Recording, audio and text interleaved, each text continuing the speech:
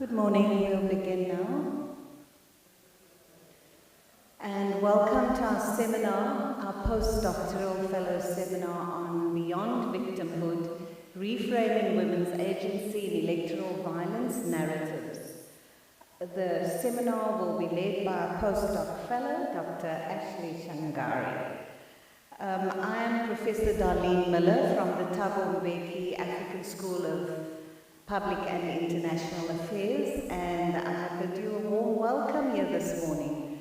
Sadly, our seminars are always a little smaller when we talk about women's issues. But you know what? Sisters in the room and fellow feminist brothers, we're going to grow this following bit by bit. We're committed, right? Okay. So I will begin by recognizing our senior management at the Thabo Mbeki School. Professor Mello, who has just stepped out. Professor David Mello is the academic director for the school. Then we also have Professor Sifiso Ndlovu, who is our research director and oversees the postdoc fellowship program. And I want to also mention Prof. Paswana extends her apologies. She's the Executive Dean acting for the TM School. Our program will begin with a 30-minute context from Dr. Shangari. Then from 10:30 to 10:50 we'll have Professor Corey Wilenga, who's an Associate Professor in the Department of Political Sciences at University of Pretoria as a panelist, followed up by Dr. Tolu Adiogun, Head of Teaching and Research at the Center for the Study of Race and Gender, Department of Politics and International Relations at University of Johannesburg. Dr. Adiogun is also a panelist. Apologies if I got that name wrong. And then our third panelist is our own beloved advocate Sipho Mantula, who's a researcher at the Thabo Mbeki School. We'll then have, that will take us to around 11:30. We'll have a question and answer session where everybody can participate, and then the closing remarks will be given by Professor Sifiso Ndlovu, our Director Acting Research and Knowledge Hub for the school. So welcome everybody. We hope to have very productive deliberations. And if I may, I'll just revisit the seminar invitation, okay? So we said that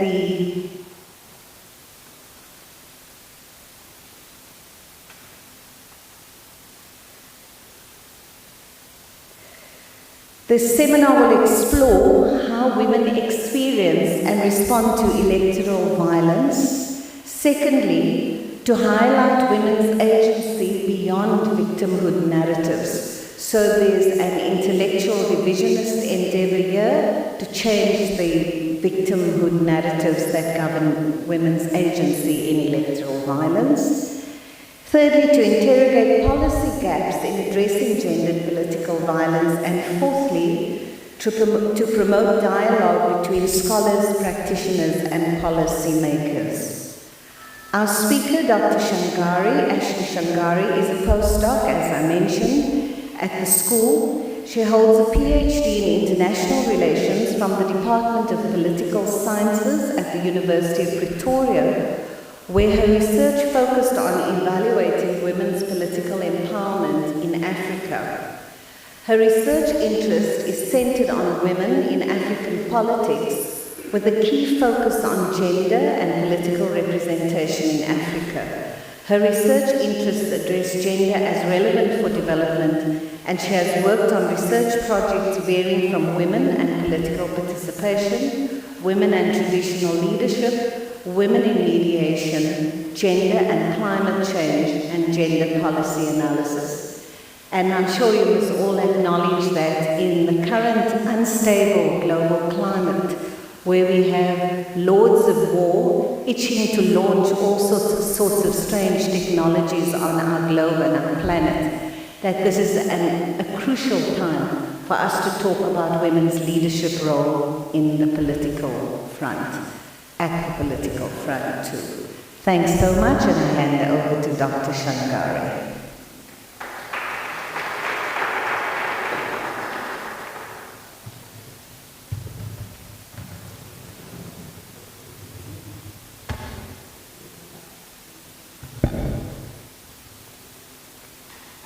Okay, good morning everyone.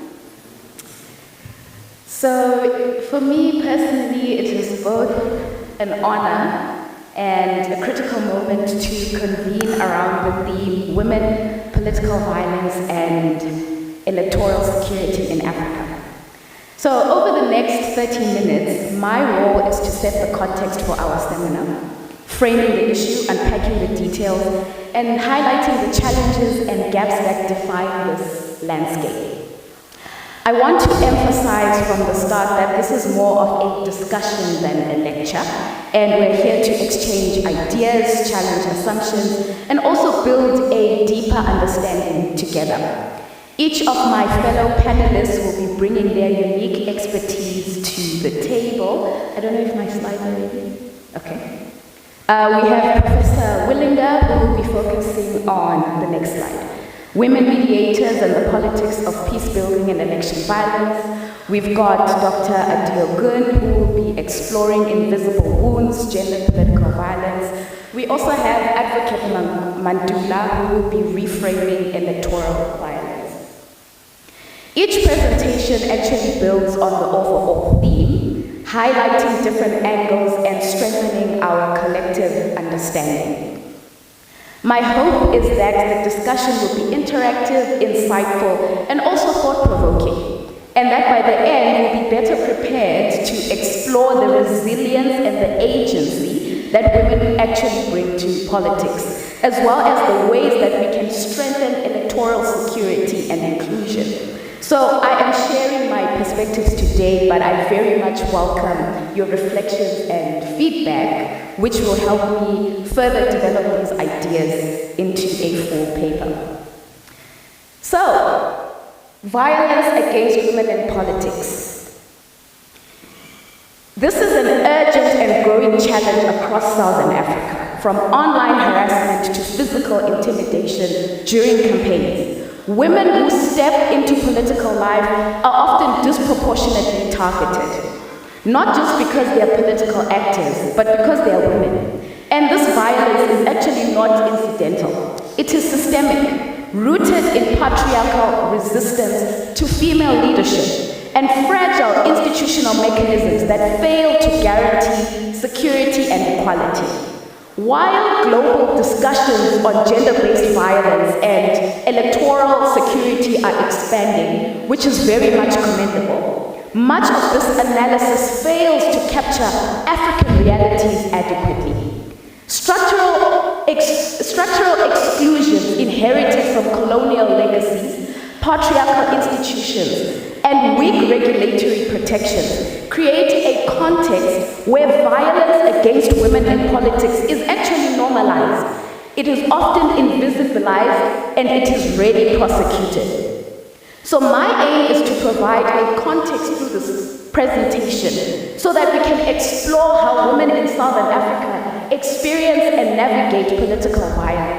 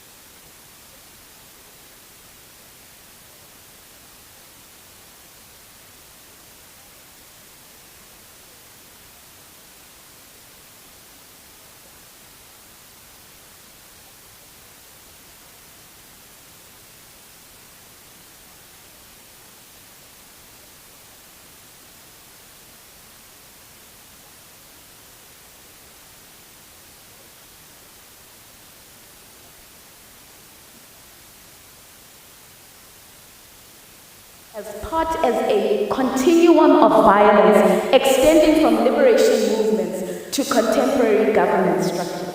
Next slide. So across SADC, in Zimbabwe, Mozambique, Angola, Namibia, and South Africa, women were actually motivated by the ideals of equality and justice. Nevertheless, research shows us that many actually faced sexual exploitation or gender subordination within the very movements that championed liberation. So scholars such as Guy Zwana and Leons argue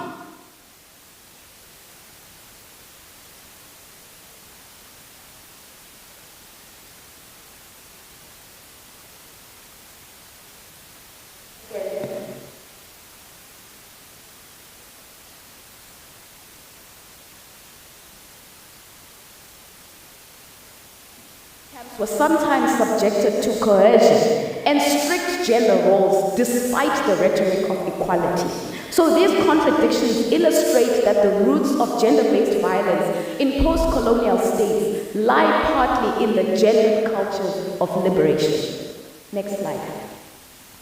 So, when we talk about political violence, it's very important to recognize that it has always been gendered, both in its form and in its consequences. Research by Caprioli reminds us that gender inequality is closely linked to state instability and conflict.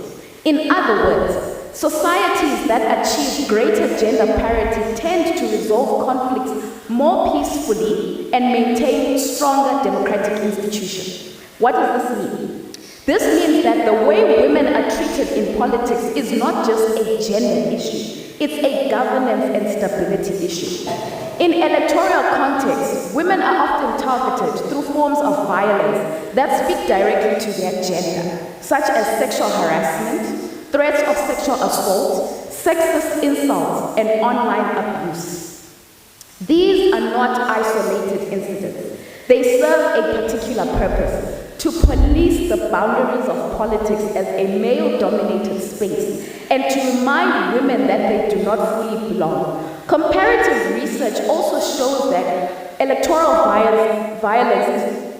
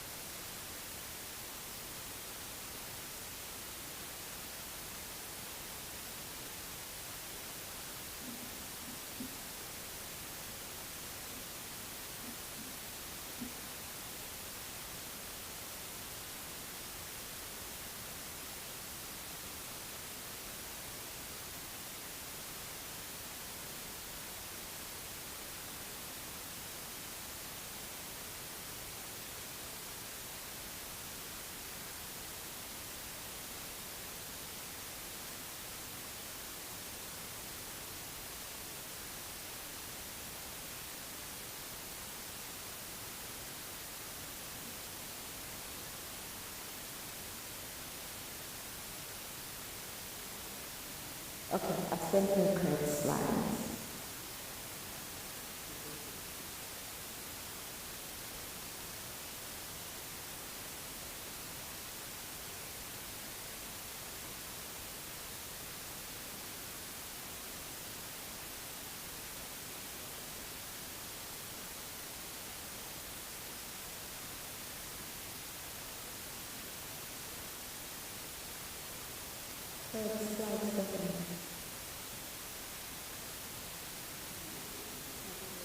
Okay.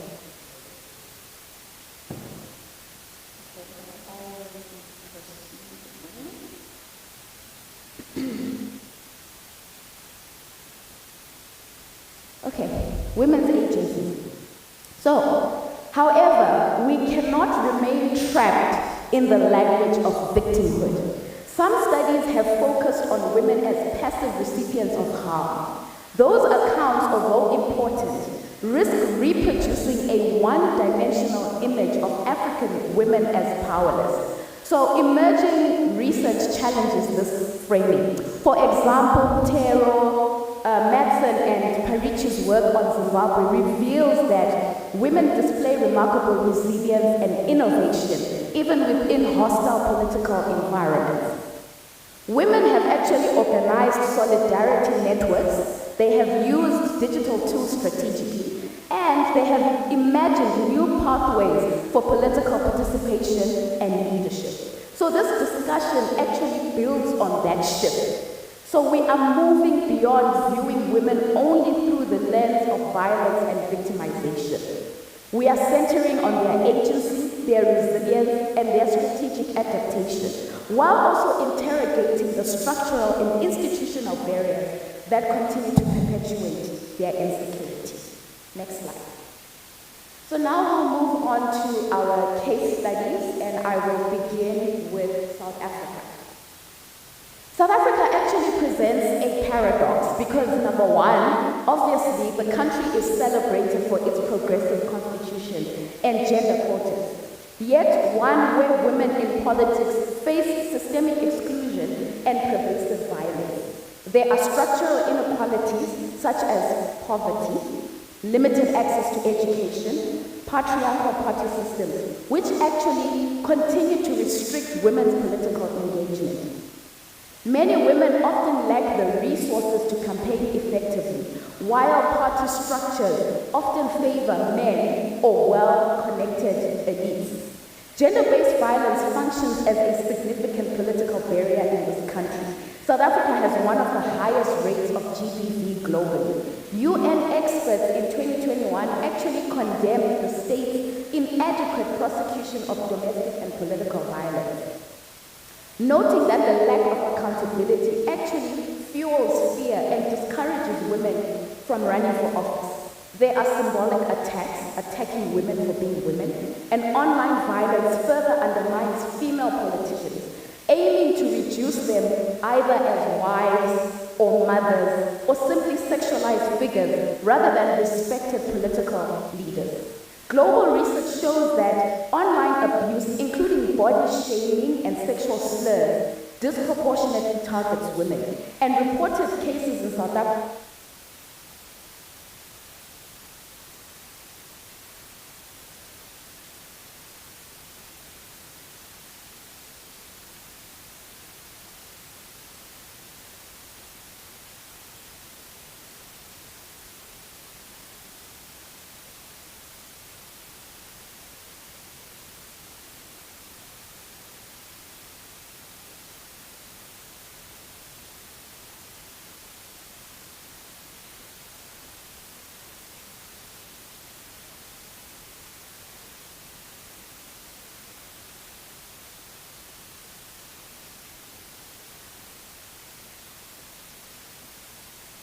Zulu, Afrikaans, Pedi, the same enforcement is not the same when the post and the comments are in English. So you'll find that when a post is in English and comments are in English, the systems automatically take down the post. But the moment it's in an alternative language, the system is not able to adequately flag it as online violence. So these are some of the challenges that women are facing when it comes to online violence.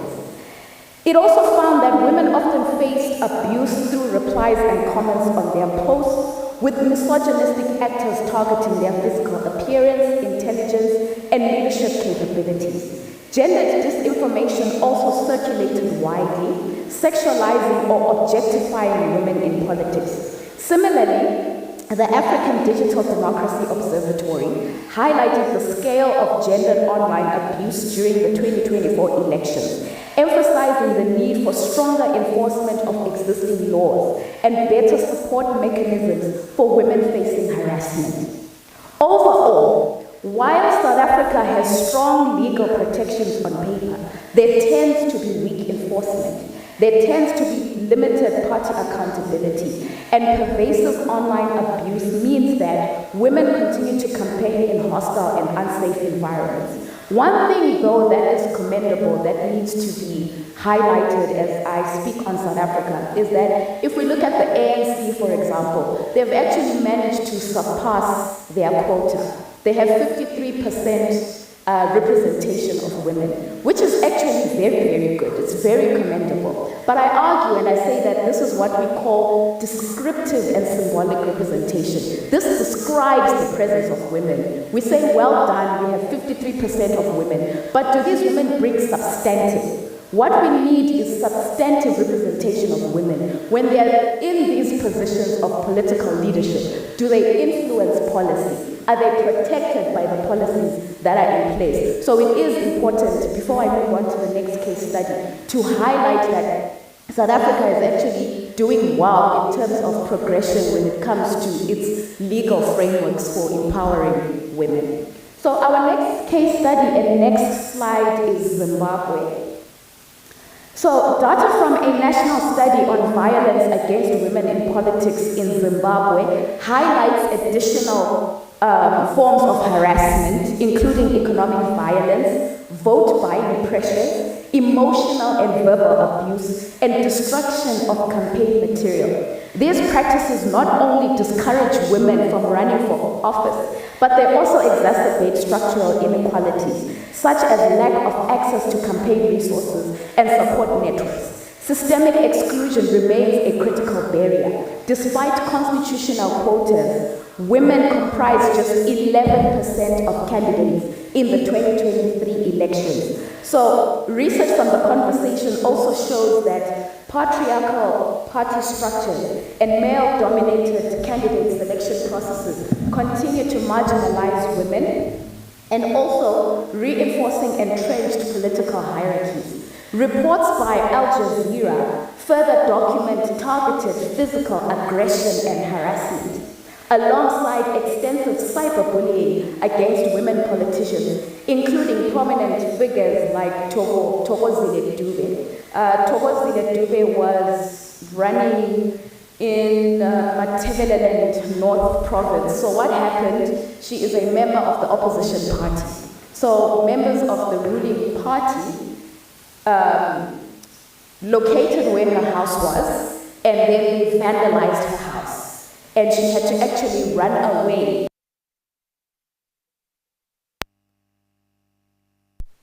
At her place of residence. So the violence is not only physical, but it's also found in online spaces.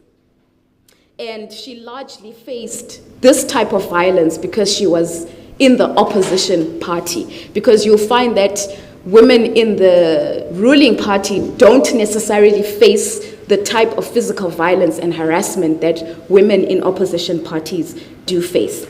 So these incidents illustrate how Zimbabwe's contested elections generate both overt and covert forms of gendered political violence. Together, these findings demonstrate the multi-layered nature of electoral violence in Zimbabwe. Women confront intimidation not only in physical campaign spaces, but increasingly in digital arenas, highlighting the urgent need for legal frameworks, enforcement mechanism, and institutional support that recognize and respond to the gendered dimensions of political participation. Next slide.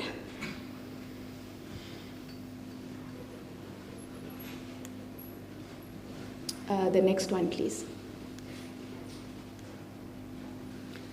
So we then come to a comparative analysis. So why I chose these two sister countries in the region of SADC is because Zimbabwe had their elections in 2023 and South Africa had its elections in 2024.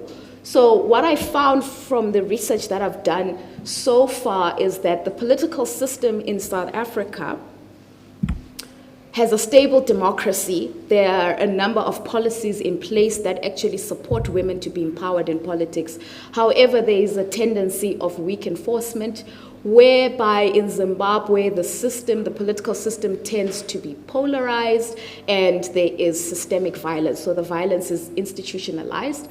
Then the type of violence that tends to manifest in South Africa, it tends to be symbolic, online, semiotic, meaning certain symbols are used to target women, whereas in Zimbabwe it can be physical, it can be psychological, as well as systemic. Then in terms of the party dynamics in both countries, South Africa tends to be patriarchal and elite-driven, while in Zimbabwe it tends to be male-dominant and resistant to quotas, even though there are quotas and legal frameworks in place to support women in politics. Then with regards to women's agency, there is a rich body of feminist research which is available in South Africa already, which is what the seminar is building on. We've got our scholars such as Hasim, Gauss, Hendricks, and Magadla. Then in Zimbabwe, we see documented resilience, how women respond to the violence that they face. And we have scholars such as Esof, Mtero, Madsen, and Parichi, Masunungure, and Tendi, and Chipato. So when we compare South Africa and Zimbabwe, we see a clear picture. Both countries share patterns of violence against women in politics, including online harassment, physical intimidation, patriarchal resistance, and weak institutional protections. Yet, there are important differences shaped by each country's political structures and historical legacies. So while women's political agency in South Africa has been richly examined by the scholars that I mentioned, Hasim, Walker, Gauss, and Hendricks, comparative analysis with Zimbabwe reveals that there are distinct contextual manifestations of agency. So whereas South Africa's history of institutional activism, legislative reform, and feminist movements such as total shutdown have been well documented, Zimbabwe's literature often emphasizes informal, grassroots, and survivalist forms of political participation. So the comparison thus highlights different expressions of women's agency, and the two countries highlight both common regional challenges and the unique dynamics in each national context. Next slide. So, moving beyond victimhood, it is also crucial that we rethink the way we talk about women in politics. Too often, women are framed solely as victims. This perspective, while very important for understanding the risks that they face, is incomplete and can actually be disempowering. Evidence, including research by Mtero et al., demonstrates that women are not only surviving these challenges, but they are also actively contesting patriarchal domination. They are agents of resilience and transformation, finding ways to participate, lead, and also shape political spaces despite significant obstacles. Next slide. Yet the policy environment in many Southern African countries continues to leave women vulnerable. Legal protections remain fragmented, party structures are often male-dominated, and online harassment is under-regulated. These gaps mean that women face both formal and informal barriers to meaningful political engagement, and the existing protections are not always applied effectively. Next slide. So, what do I recommend at this stage? To address these challenges, several strategic recommendations emerge. First, legal and electoral frameworks must be strengthened. This includes expanding gender-based violence laws to cover online harassment and political intimidation, and ensuring that electoral commissions adopt gender-sensitive strategies. Secondly, political parties must be reformed to be more accountable. They actually need to uphold gender parity within their structures, and public funding could be linked to demonstrable gender inclusion. Thirdly, we need to adopt feminist approaches to security, which is essential. This means recognizing women's agency, supporting grassroots resilience strategies, and integrating these approaches into electoral planning so that women can engage safely and fully in politics. Next slide. So, in closing, women across Southern Africa confront political violence, both online and offline. From Zimbabwe to South Africa, in rural and digital spaces alike, they face systemic exclusion and weak protections. Yet this context is not destiny. The women we have discussed today are not simply surviving, they are also resisting, strategizing, and transforming the political landscape. They are often under significant risk, but they are making it. Their resilience and agency show us that what inclusive democracy can look like when women are empowered and supported. So this seminar is actually an invitation to advance our understanding, to build stronger protections, and to celebrate the strategies women use to navigate politics. I look forward to hearing from all of you and to the rich discussion that will follow as each panelist contributes to their expertise and perspective to strengthen our collective insights. Thank you so much for your attention, and I look forward to your engagements and contributions.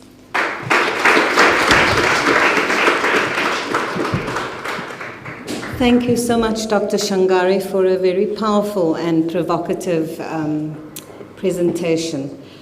Professor Corey, please come up so long, and then before you begin, I will invite, in the absence of our acting executive dean, the academic director of the school, Professor David Mello, to make a few remarks on our behalf. Thank you.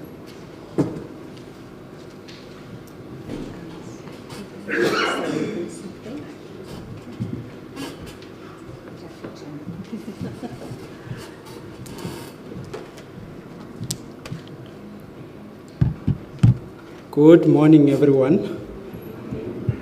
Thank you very much, Madam Chair, and thanks to Dr. Ashley Shangari for giving us food for thought. Let me start by acknowledging all the dignitaries who are in here, because you are dignitaries in your own rights. We, as a school, we also host a number of ambassadors. Sometimes they join us online. And if you look at the numbers that we have in this room, you realize that online we normally have hundreds of people that are following on YouTube and other channels. Now, the issue of women in South Africa and within UNISA is very critical. Now, when you look at South Africa pre-1994, you'd realize that we were a country that was more patriarchal in nature.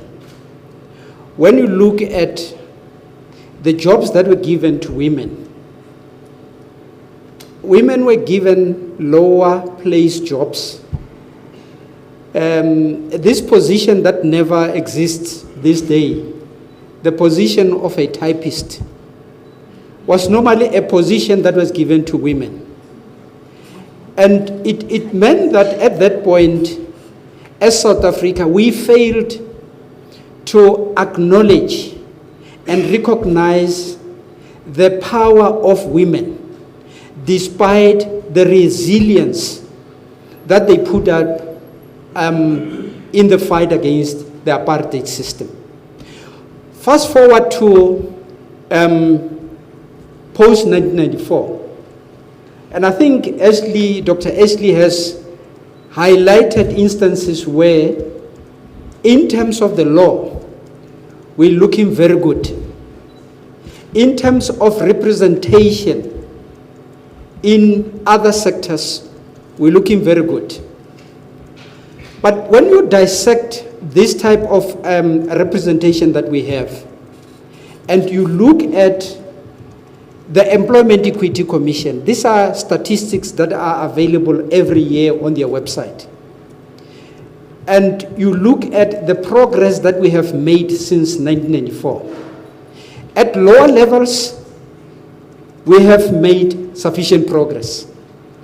But when you look at positions from the level of a director upwards, or what is known as senior management, women representativity in as far as boards are concerned, you then realize that we're still not doing well. And this also has to do with the representation of women as well as people with disability. On these two fronts, we're not doing well. Now, as UNISA, we have what is known as the 10 catalytic niche area. And the Thabo Mbeki African School of Public and International Affairs has decided that it is going to participate in 3 of the 10 catalytic niche areas. And one of those 3 catalytic niche areas is women, bosadi, theorization. So it implies that as a school, we want to foreground the importance of women, gender, in as far as our focus areas are concerned. We have 9 focus areas. Now, our decision is that when it comes to women,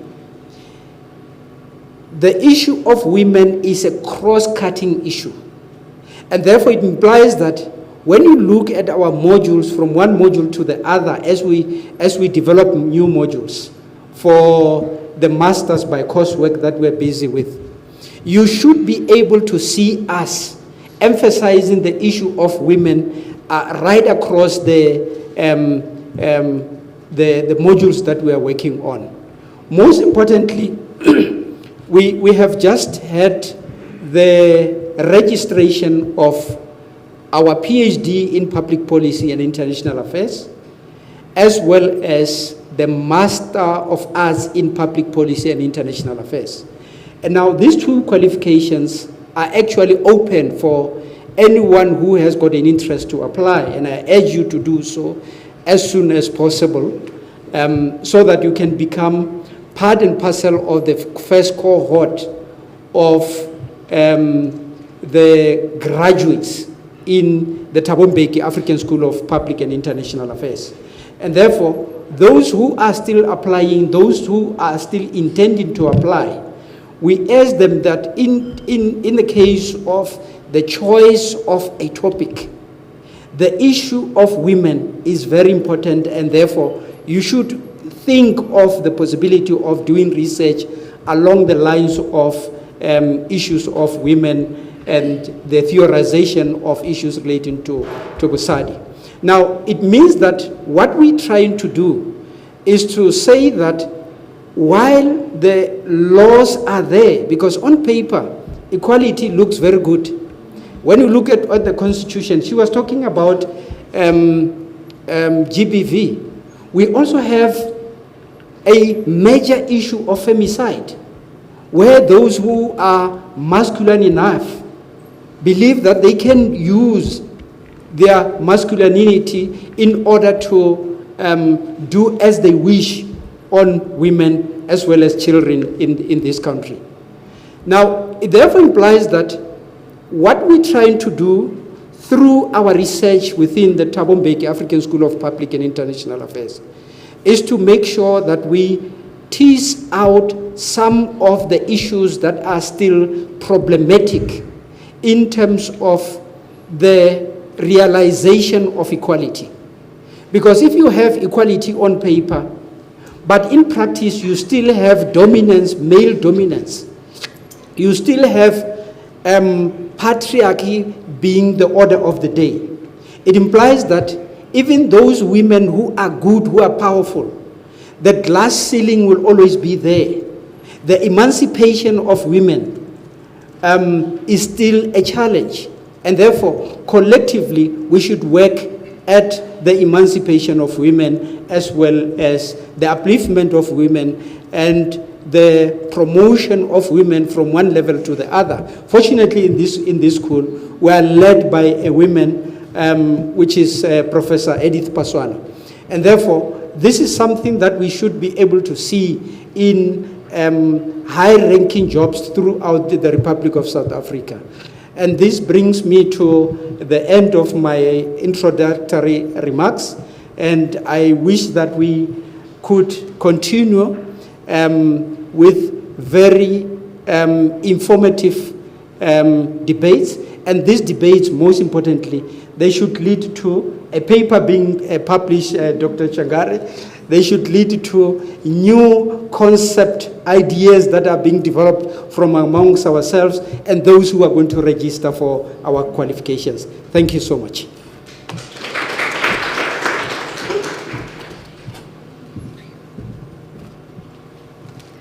Thank you so much, Prof. Mello. I now hand over to our first panelist, Professor Corey Wilenga. Thanks. Thank you very much. I did email my PowerPoint, so hopefully that can come up.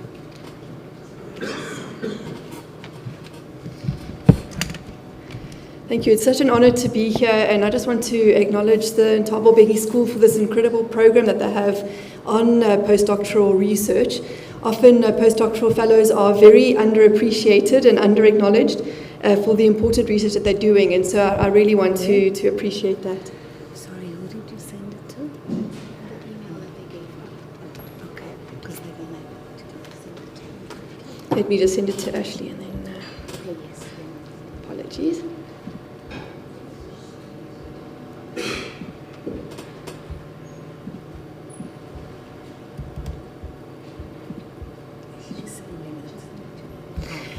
I also just want to acknowledge Ashley Shangare. I had the honor of supervising her PhD, and she did some absolutely excellent research at the African Union in Addis and in Zimbabwe on women's representation in the political system, and I can see that she's building on that work, and that's also really encouraging to see.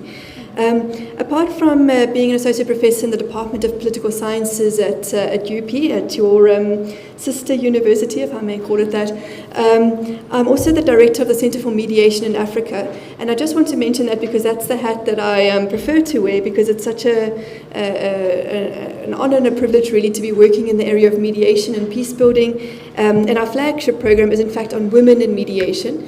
And we've been interviewing women mediators across the continent to try and capture their stories. And so we've created a video archive of women mediators and their stories from higher levels right through to the grassroots. And that's available on our website. So I do encourage you, if you're interested in reading the stories of women mediators, to go to that archive.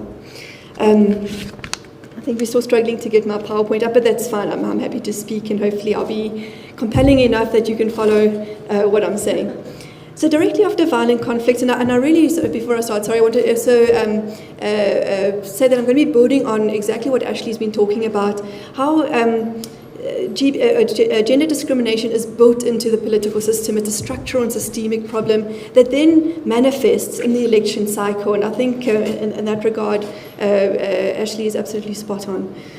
So I want to start by talking a little bit about the election process or the problems with the election process, and then pivot back into talking about women mediators and peace building.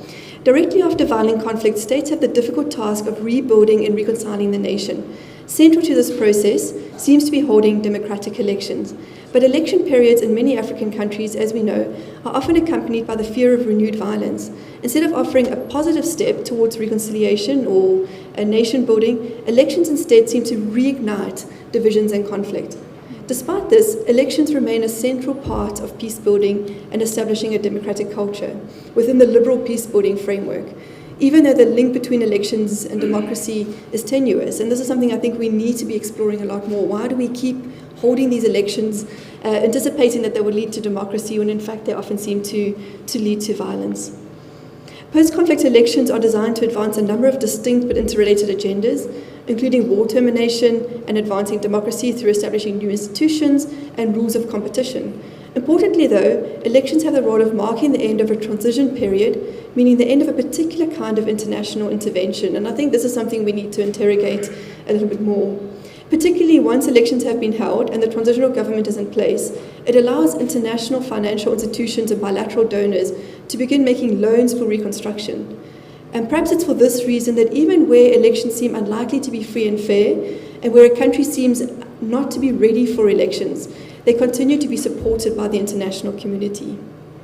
And apart from this, there seem to be few options other than elections to organize the transition from war to peace, or to simply manage our democratic systems.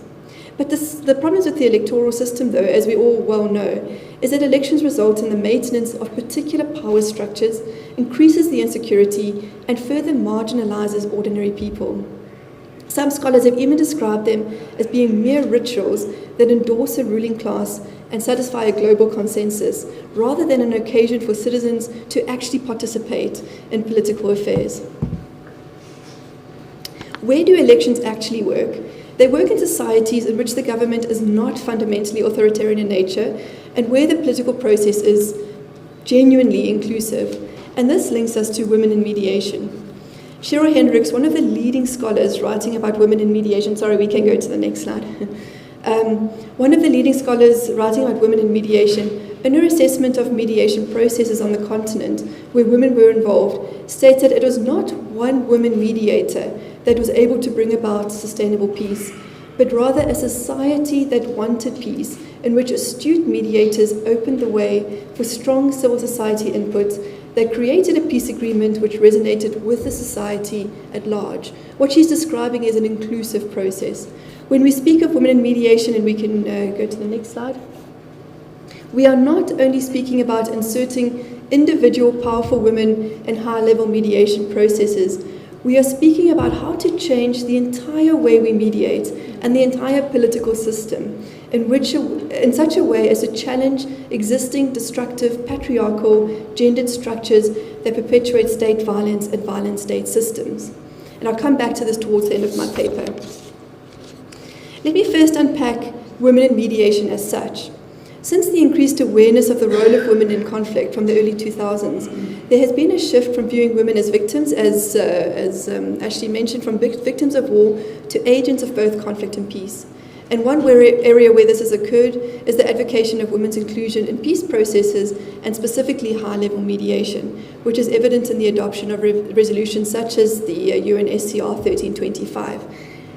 At conferences, workshops, and events related to UNSCR 1325, the repeated mantra is that despite policy frameworks to support this, we aren't actually seeing an increase of women in high-level mediation. And I've been to so many conferences and seminars titled, "Where are the women in mediation?" And people keep asking the same question. An array of reasons are offered for this, but one that I want to highlight that part of the problem is about how we understand mediation and how we understand women's roles. So through the interviews that I mentioned earlier, the video archive that my team members at the Center for Mediation in Africa and I held with women mediators in Africa, we found that women mediators themselves don't necessarily perceive themselves as being excluded from the mediation space. All of them said they were actively involved in mediation processes in a multitude of ways. In fact, a number of them said, we're just getting on with it. So we kept asking them, how do you feel about your exclusion? Where are you being excluded? And they were saying, no, we're not excluded. We're mediating. We're doing this work. I would thus argue that women are active in mediation processes all the time.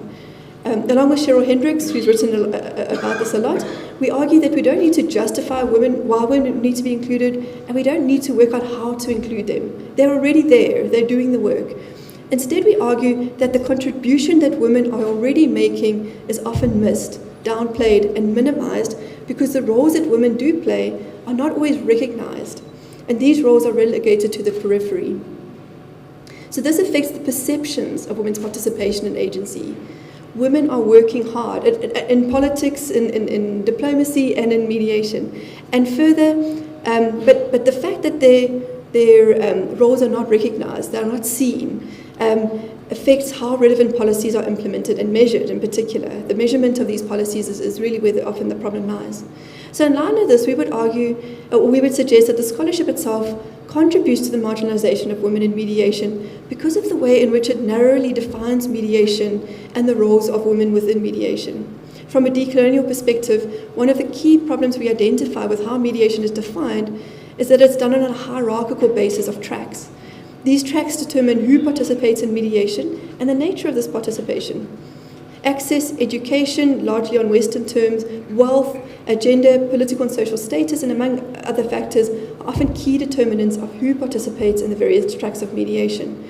The fact that women are at the forefront of track 3, in other words, the mediation that's happening at the grassroots, at the community level, but absent at track 1 mediation, the higher level that's in the media that everyone gets to see, is related to the fact that track 3 mediation tends to draw on local understandings and indigenous knowledge systems of conflict resolution, whereas high-level mediation follows a Western approach. So a lot of what's happening at track 2, track 3 mediation and track 2 mediation, following indigenous knowledge systems, following conflicts resolution approaches that are popular on the continent or followed on the continent, are often simply not even seen as being part of conflict resolution and mediation.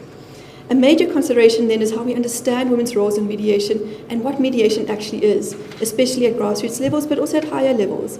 And if what was being done at grassroots levels and at track 2 mediation levels was recognized and appreciated and acknowledged, perhaps it would start to influence the way we do mediation at track 1 levels.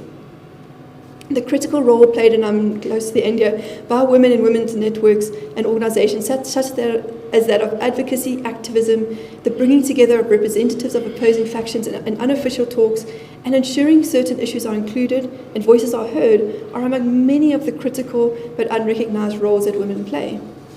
Related to this, Hendricks makes the argument that we overemphasize track 1 mediation.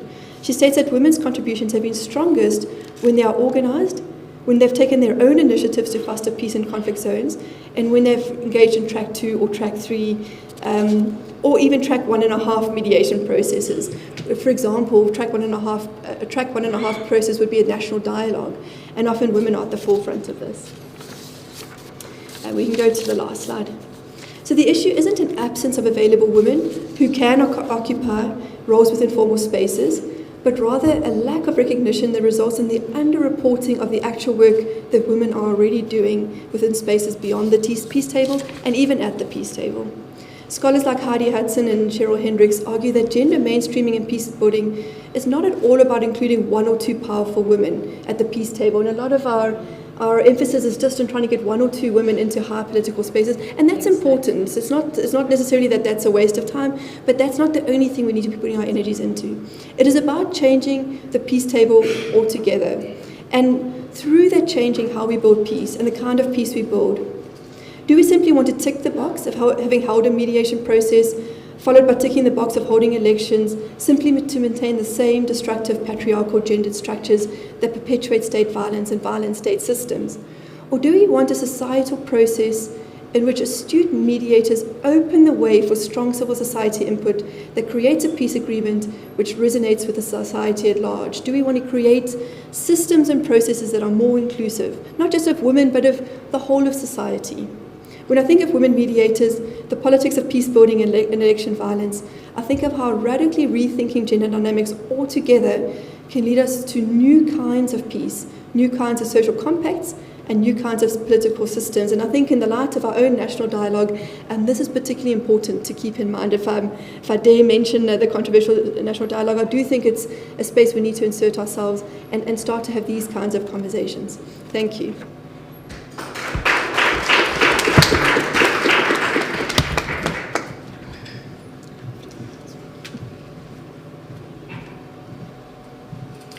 Thank you so much, Prof. Wilenga, for a very insightful comment on Dr. Shangare's work, and how lovely that you are her PhD supervisor. It's always wonderful to continue that mentoring relationship until it becomes a co-authorship and partnership. So we look forward to your joint publications as well. I now call Dr. Tolu Adiogun. Okay. How do we pronounce your name correctly? Okay. Thank you so much.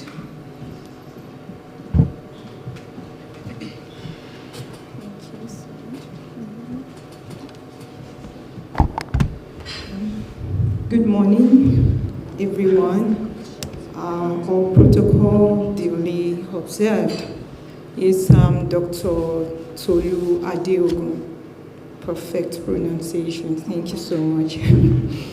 Yeah, I'm asked to talk about the invisible wound this morning.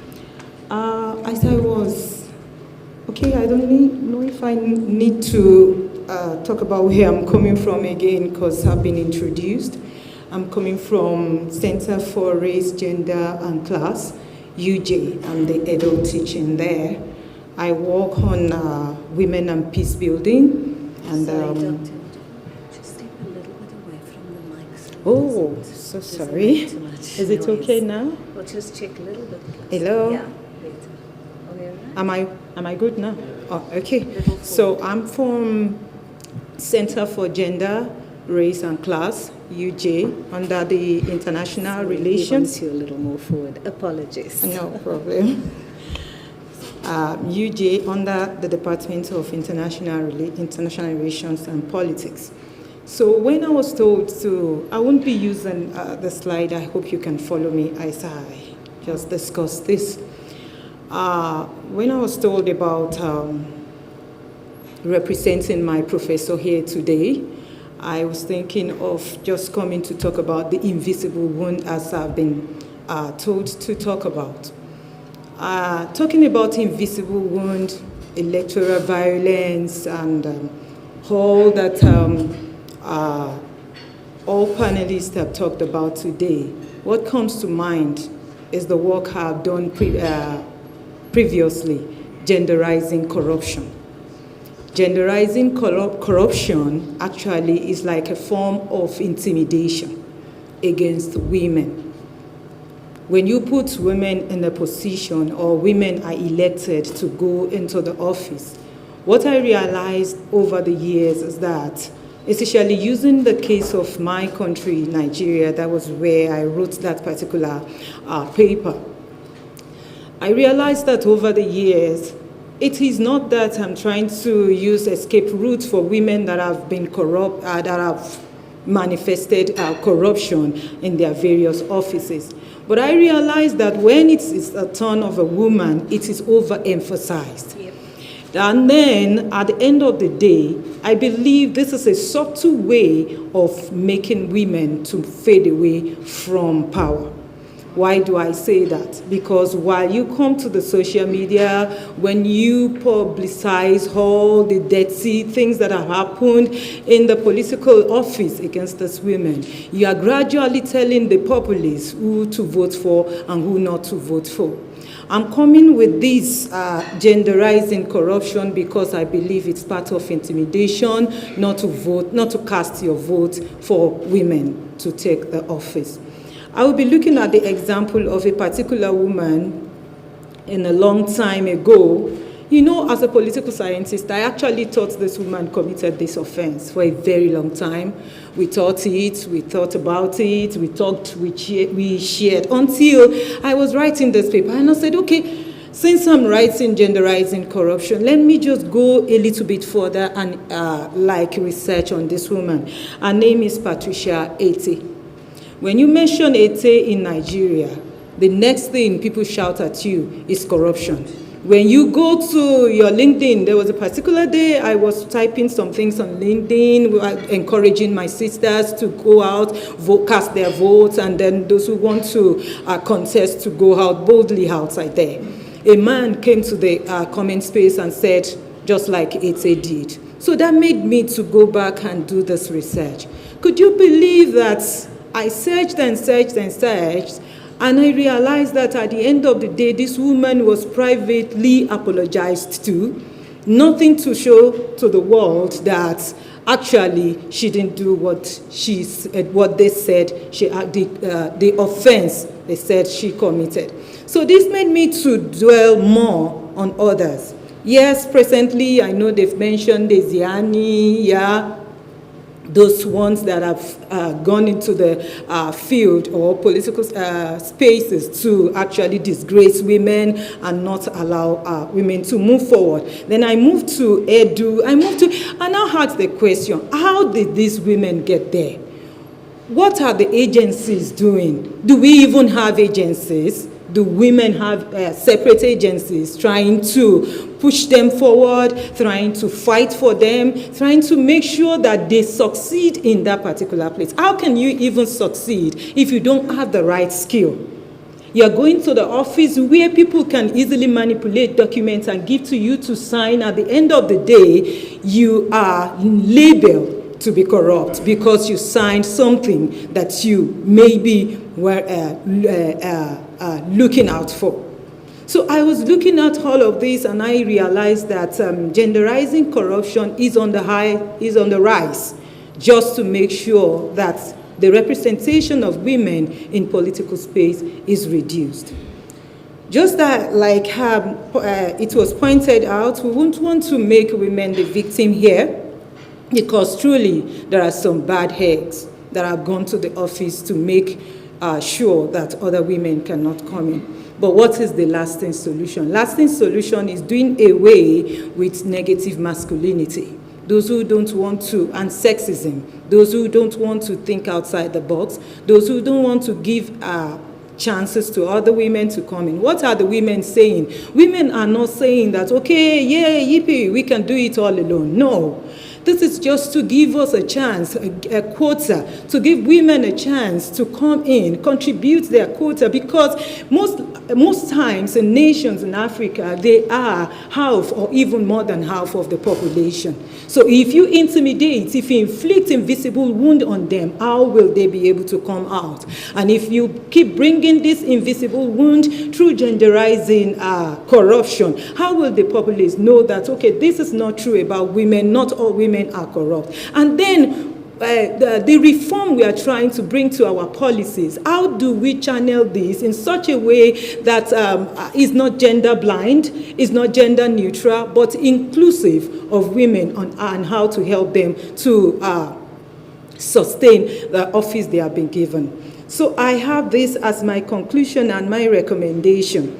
I said political power relations should be redefined away from the traditional definition given to power, which is synonymous to oppression. As long as power is synonymous to oppression, negative masculinity will continue to thrive. In essence, political power should not be used as a tool of oppression. Instead, it should be used for the purpose of empowerment and wholesome development of the nation.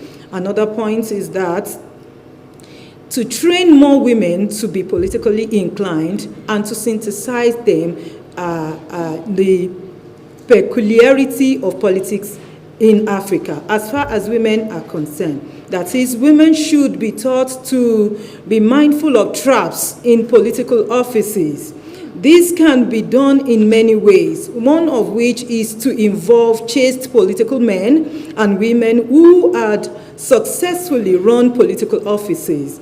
This will reduce or eradicate women in corruption cases in Africa generally.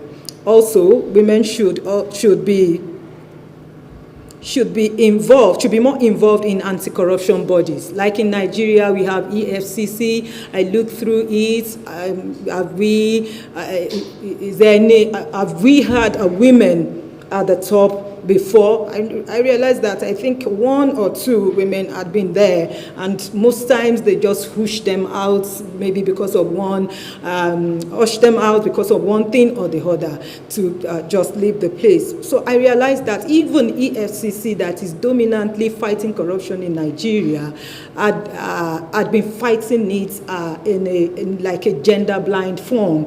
Their kind of policy does not look beyond what are the offenses that have been given to them, that, okay, this is what this person had committed. Their searches had not been like, I've not seen anywhere where they have said that, okay, maybe we can look beyond this. Have there been traps? Have they been set up? Could it be that they don't actually want a woman in this particular office? So I feel if women also can be involved in these bodies across Africa, then women can successfully run political offices and then give a lifting or hands to other upcoming women that are coming to the office.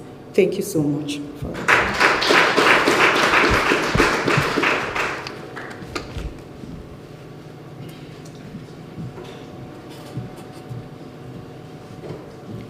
Thanks so much, Dr. Adeogun, for adding the insights on gendered corruption. That's so important, the differential treatment that women face when they are in positions of power or in politics.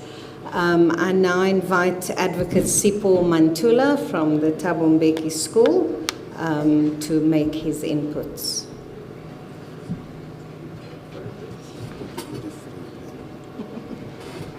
Good morning, Dumelang, Sanbonani Africa, and fellow intellectuals.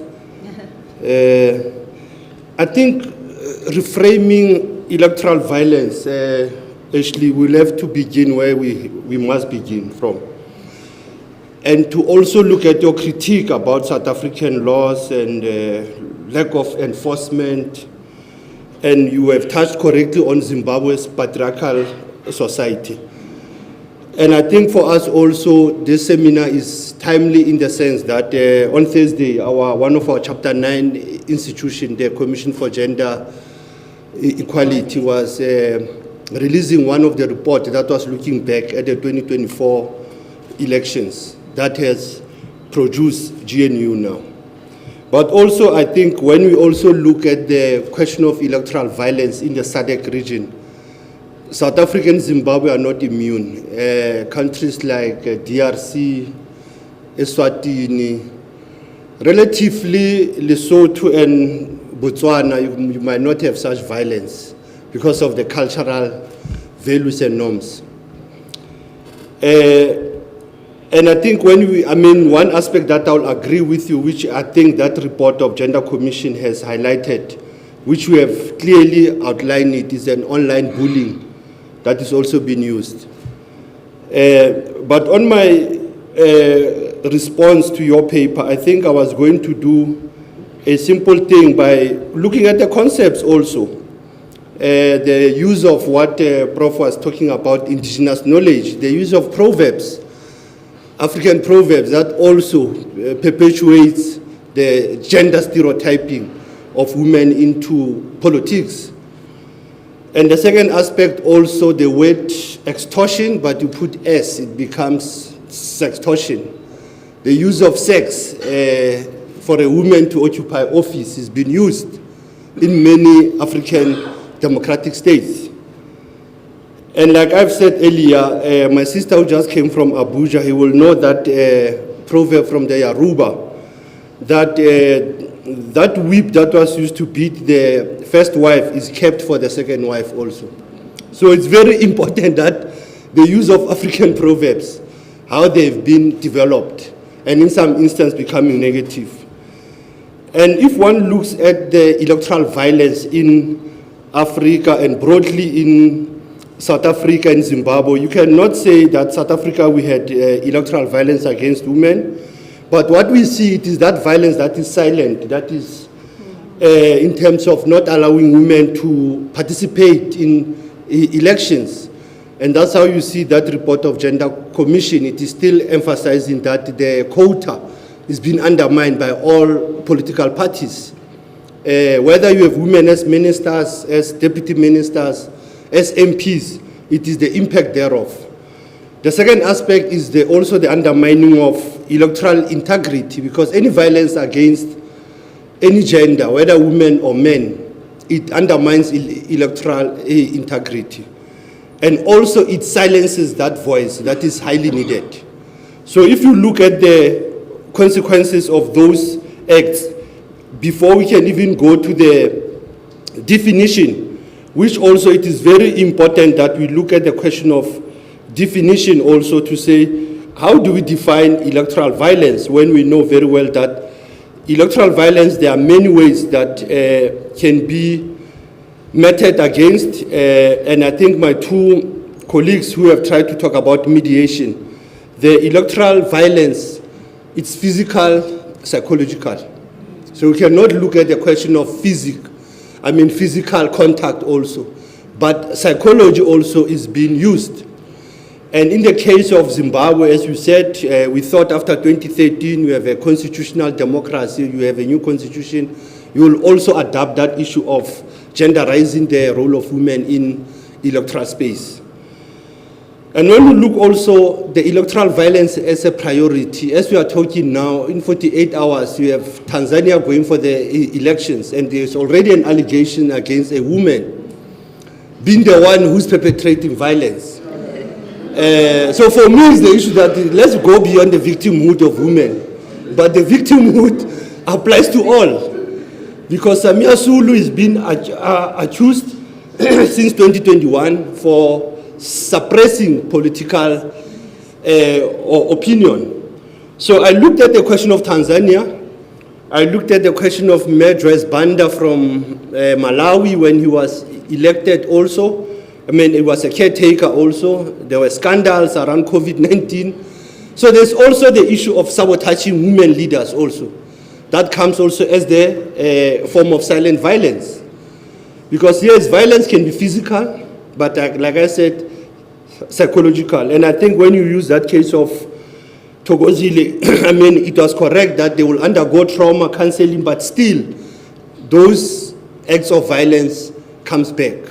You look at the DRC, the women who are into Electoral Commission in DRC, they are also under attack physically, not emotionally, not online. They'll beat them up, they can stab them. Having observed elections in that country, the electorates in DRC, they are physical even towards women in that country. And the question of also cultural obedience is being used, that they don't even talk to a woman wearing their trousers and not even covered his hair. So there's also the issues of cultural dynamics that comes in. But the question of electoral violence, and as colleagues have said, you have the electoral management bodies that also has looked at this question of electoral violence also affecting women and youth. So we should not look as women as victims also, but the young electorates also, they become perpetrators of violence. So we need to look at those aspects as we want to reframe. And when you look at the SADC management, I mean, principles of management of democratic elections, you look also the issue of securitization and politicization of electoral processes. That even within SADC, within AU, the role of women also as the head of observer missions is very less. So you don't find women also leading many observer missions. It's only now we see Medres Banda leading the one of Madagascar now, that she's been seized to mediate on the question of Madagascar. Again, it is a tension that we are bringing women not only as advisors or as additional members, but women plays that role of also bringing sanity and bringing certainty on electoral integrity. For South Africa, like I said, when I looked at the report of the CGE, that report, it didn't cover a lot on electoral violence. And it is very sad that it is almost a 108-page report that came on Friday. And that report raises the question of that violence against women, actually they are on the side that government must also be the ones who prevent it. But I don't see it being the role of the member states. I see it as the role of also political parties. It's also the role of the media. Media also plays that role of allowing all those negative voices against women. So the media also plays that role. This report also raises the issue that you were raising of online violence. And obviously you know that political parties in our country signed a code of conduct where you have to look at the issue of cyber crimes, hate speeches. Hate speech, when you look at our Bill of Rights. So those are other mechanisms. And I think partly you are correct that in this country, 31 years later, we have not implemented some of our legislation. And remember that South Africa and Zimbabwe, they are the signatory to the African Charter on Human and People's Rights. And Article 2 of that charter talks about issues of women and equality. You look at the AU Charter, you look at the UN legal human rights instruments, they have covered that part. But we are moving beyond this issue of political will. It is a matter of consciousness and a matter of an intellectual grounding. How do we ground our policymakers? That some of these issues are being written in masters, in dissertation, in thesis, but there is no impact. There is no change. People write their masters, their dissertations, people write policy briefs, but they don't reach home, Is it that we are just writing for the sake of ticking the box? And the issue also that came in that report of the CGE, like I was saying, it is also putting blame to the political parties. It's also putting blame to the parliaments. That even if you have raised the issue of that, we have managed to go 53%.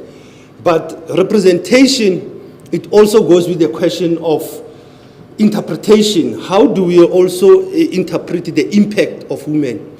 But when we look at electoral security also, how do we also look at the role of women in our security cluster? Do we also set them for failure?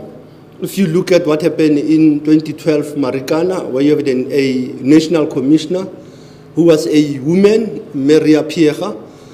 Those are the issues that you ask yourself.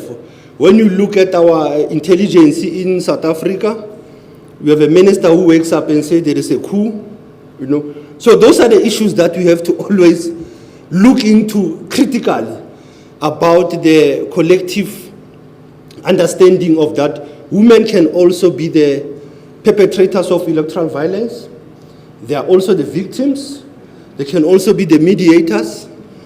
They can also become the voice and the face of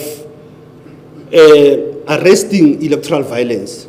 So for me, when I have to reframe, I will go back to the legislation that has to be in line with reality. Because we might have legislation reviews. We might do amendments of the protocols in the SADC, in the AU.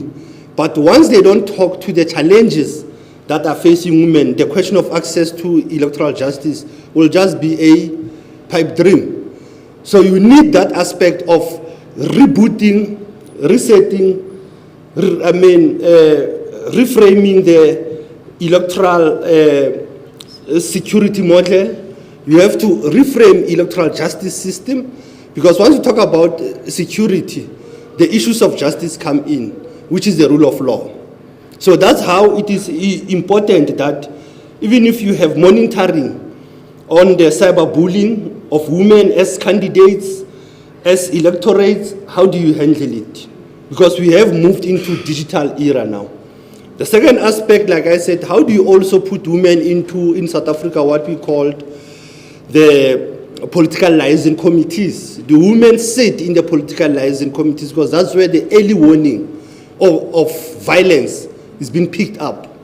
The National Joint Standing Committee, the National Joint Operations in South Africa, is it male-dominated? Is it patriarchal also? Those are the aspects that we have to look into when one looks at the question of electoral security and the management at the national level, as I was talking about South Africa. When you look at Zimbabwe, quite difficult when you look at Zimbabwe now, post the two elections that came, the previous one of Robert Mugabe losing power, not losing power, actually being removed. And then Mnangagwa comes in. And then there is Chamisa also raising the issue of electoral violence. And now you have the contestation of the two big men. So another syndrome that I even forgot, Prof. Miller, is the big man politics, that an ethnic, male, chauvinistic thinking that elections are male-dominated, when actually you need that balance. There is a say that women are not ahead or are not beside, they are not behind us. Women have to be besides us. But if you have a concept of putting a woman ahead of you or at the back of you, there is a danger. Women have to be on your side all the time. That's where you do the checks and balances. So the issue of big man syndrome, it is there into the politics.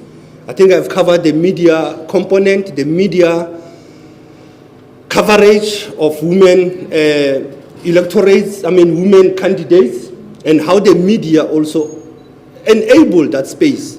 It can be the social media, but there are also issues of limitations, there are issues of sanctions, that those who go on the public social media, they also get sanctioned. You are either being removed or you are being pushed to remove that. But once you have written in our language, so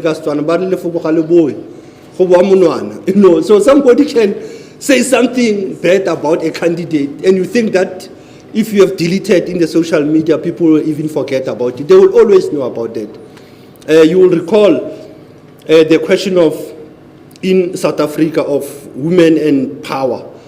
The question of that South Africa doesn't have a deputy president or a president of a woman who wants to contest power at that level.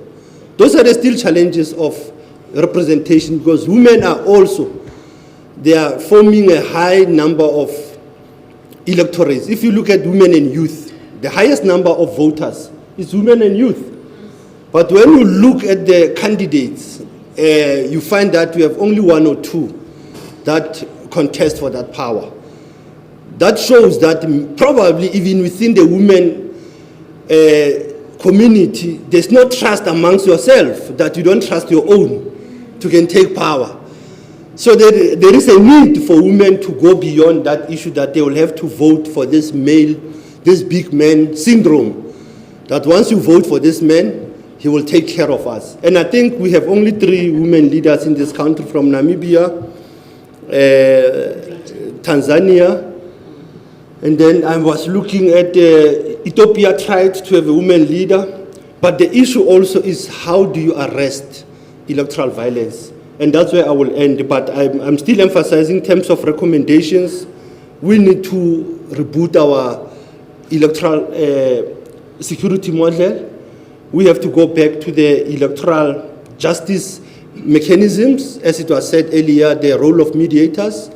But the mediators, let it be the women who resides within those communities. Because we have women who become mediators and consultants. They become parachuted. They come in and out. So you need a woman who stays in that community, who's able to can arrest such a situation. You need also to have intelligence gathering that comes from the community. That is not only from the internet, what we call community intelligence driven. It comes from the community. You need that aspect. And you need electoral justice, because if there are crimes being perpetuated, being meted against electorates, particularly women, you need justice. And justice cannot be fines. It has to be a serious one, that people are being punished. Even political parties who will even perpetuate violence against women have to be punished. So for me, those are my thoughts this morning. And like I said, I think you need to look at the report of the CGE that came out only on Thursday on assessing the 2024 elections of South Africa. That report is very important, but you might not get enough out of that, because like I said, I've already paraphrased to you recommendations. It didn't even touch on the electoral climate or temperature that was happening in May 2024. And I think for local government elections also for South Africa, we need to cover that aspect to say, as we see community protest and violence happening in our communities, those are the sides of the struggle. You need to also capacitate women. How do you capacitate African women in those communities, whether in the squatter camps, in the townships, in the rural areas? How do you capacitate them? Because local government elections are coming in 2026. Zimbabwe 2028 or 2030, I don't know whether it will be derailed or delayed. DRC also, it has to undergo elections. And many African countries that are undergoing elections now. Priority must be given to the women, because the women are the bedrock, and in our language, African language, mangwane o tshwara thipa ka fa bogaleng. Ke a leboga.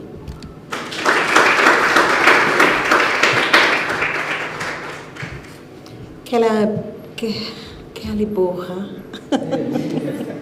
Advocate Mantula, but please don't demote me from professor to doctor, because as an indigenous woman, I had to smash many glass ceilings to get to this space. Huh?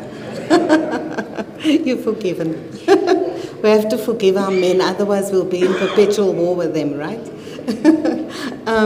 And thanks for that telescopic view of African electoral processes. Just to add a little point there about not making the assumption that women are natural good. So it's as if we're going to add women there, then this is our place and this is our right. But there's a concept that's missing, Ashley, and that concept is femocracy, that Amina Mama draws on, because, femocracy. And it speaks to when women get absorbed. We take those leadership positions, but we get absorbed into patriarchal systems of power, and we end up implementing power like the men, and implementing power worse than the men. And so we cannot just assume that a woman in that position creates change. So hence the focus on institutional transformation, and hence also the question of what styles of leadership we implement. And I think there's a little gap in the literature there where we discuss matriarchal leadership and have a range of different authors who talk about what constitutes matriarchal leadership, toxic femininity, and critiques of, if you cannot critique patriarchy and stay at the level of a negative critique, you need to then say, well, what in its place are you advocating matriarchal leadership systems, and what do those look like? So we need to nudge this debate forward. I'm going to allow a 5-minute comfort break. We've been talking for 90 minutes. So just a quick 5 minutes to stretch your legs. And then we'll come back and open up the floor first. I know there's a lot that Dr. Shangari needs to respond to, but we do also need to give you some airtime, and then we'll come back to her. So 5 minutes, let's say 11:15, we'll begin again. Thank you.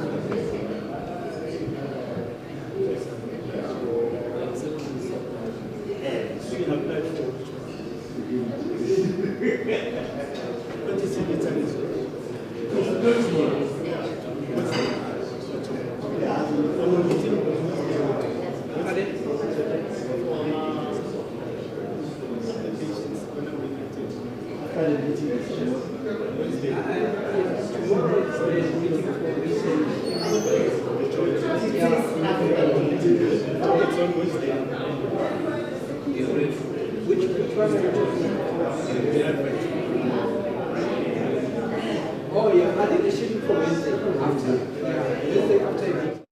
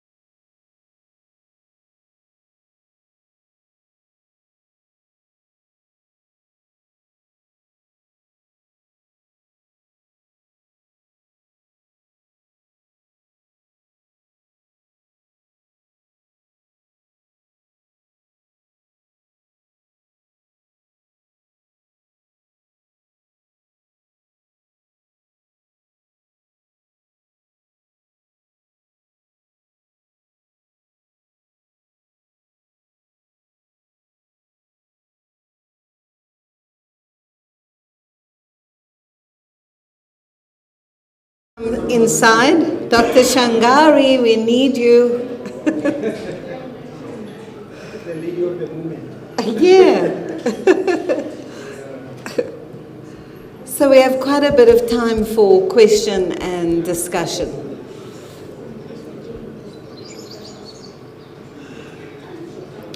After which we will take closing remarks from our beloved Research Director, Prof.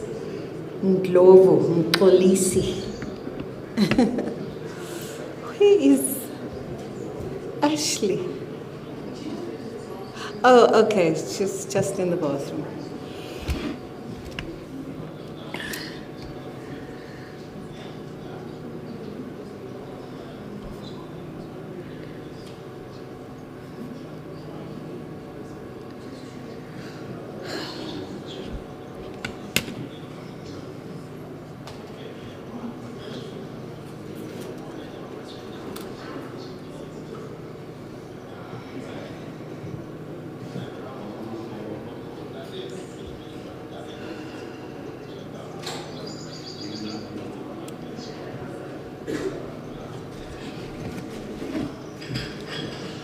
Okay, can I see by a show of hands who would like to ask questions? Don't rush.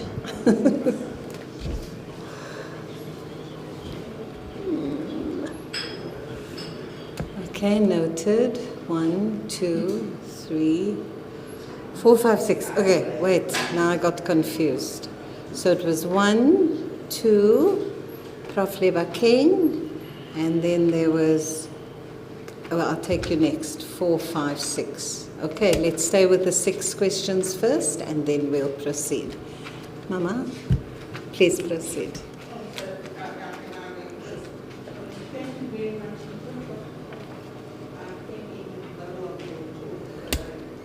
Sorry, just hold on. Do we have a roving mic? Oh, okay, you've got it. Okay, just expropriate from the man next to you. Shall share, the people shall share. Thank you very much. My name is Sakina Mohammed. I just wanted to say that in terms of just looking at the issue of women and in terms of looking at people that hold the issues, and given that we live in a patriarchal society, as much as we have done a lot of good work in terms of doing policy, but we've not done the action. Policies that don't speak to the action. So, you know, there are all of these good policies that we've written, but we've not actually enacted those policies. So, and also, if there are issues of women, there isn't a budget to it. So if you don't have a budget, there's nothing that's going to happen. So all of these wonderful policies do not have a budget.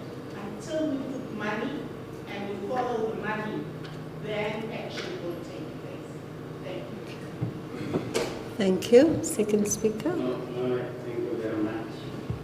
My name is Electoral, and good morning to you all. Students, our lecturers, professors, executive member who are here today, but I don't see Prof. Aswad. Before I want to go into but I'm just going to try to be brief as I can. I want to take this opportunity, Doctor, to congratulate you. You are inspiring some of us since we are the future of this youth and we are going to engage more in politics and move forward. I think the theme of today is very important.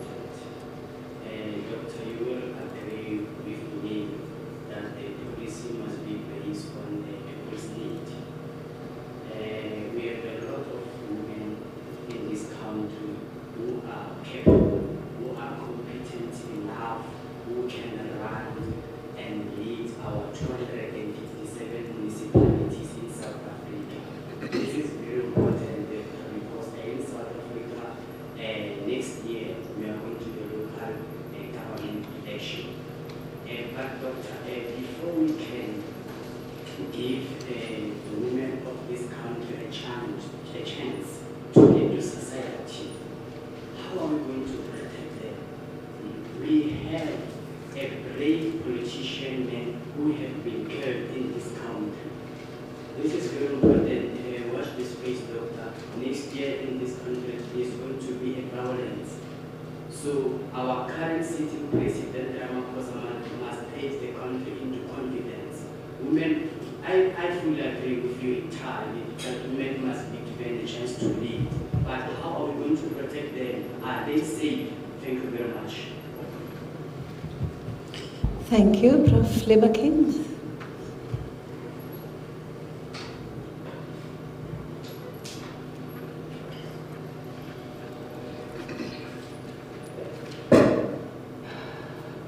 Thank you, Program Director. I don't want to be presumptuous. I was not there during the presentation, so I'm going to confine my comment to the last slide of Ashley, if that's okay. Dr. Sharani, in your final reflection, you said something to the effect that there is a need for institutional transformation and systemic reform. I don't know if that was deliberate. I always like to use a language as part of infrastructure. And if you want systemic reform, you probably end with what one of the speakers said, you are inserting something rather than completely changing the table. So it's important that the way we use language, if we take this as women's struggle, we should also be very, very conscious of that. Where I'm sitting, the doctor made a presentation and was talking about genderizing corruption. Now, when I was listening, for me, genderizing corruption is a neuter. It's very neutral. It doesn't say whether it's female. I thought maybe a very clear way would have been feminization of, corruption. It's a pity she's not here to engage with that. So I would have loved to hear her comments. Thank you very much. Thanks, Prof. Come to the...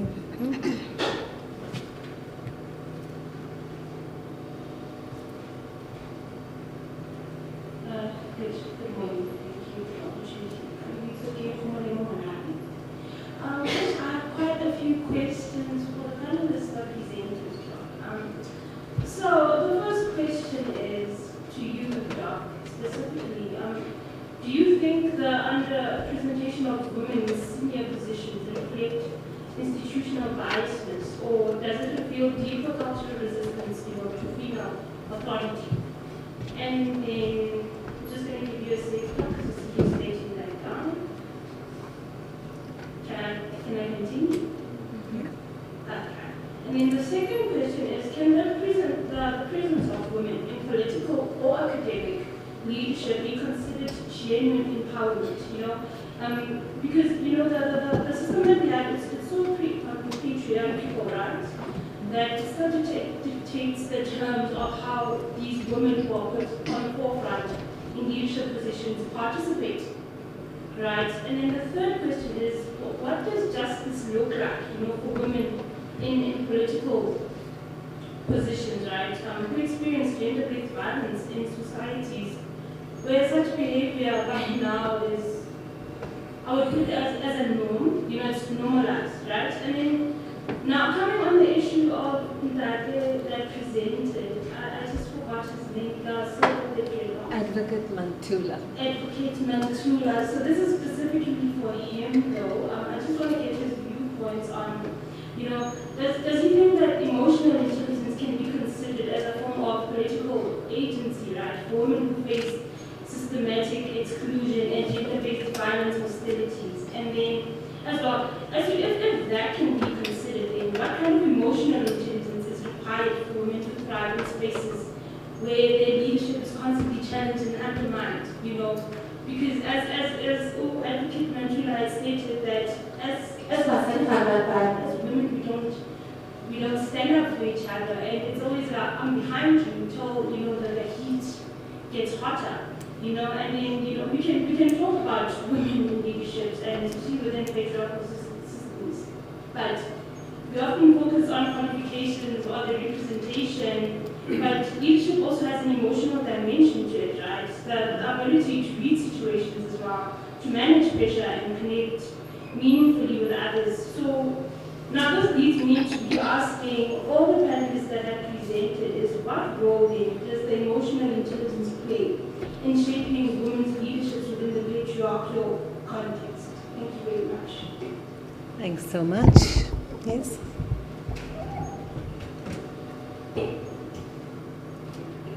Thank you, Madam Chair. Dr. Ashley, you talk about strengthening legal and online protection. I want to ask you this. So I'm not sure if you are aware of the Prevention and Combating of Hate Crimes and Hate Speech Act 16 of 2023. Like, how effective are such laws, and should there be more legislation implemented to protect women in the political space? And about Zimbabwe, I want to ask you this. Should it switch to a more liberal democracy for effective participation of women, or are there other areas that hinder women in that regard?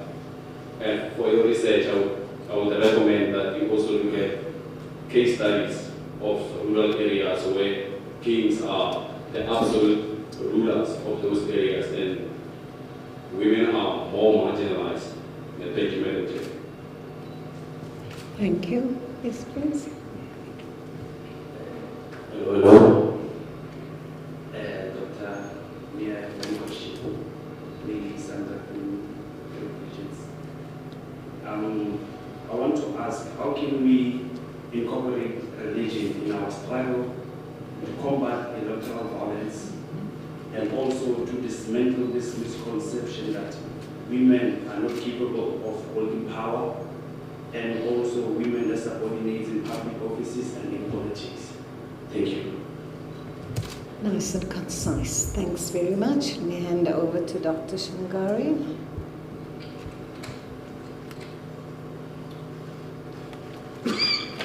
You see, when a woman wears pink shoes, you have to be very careful. She's in her power then, huh?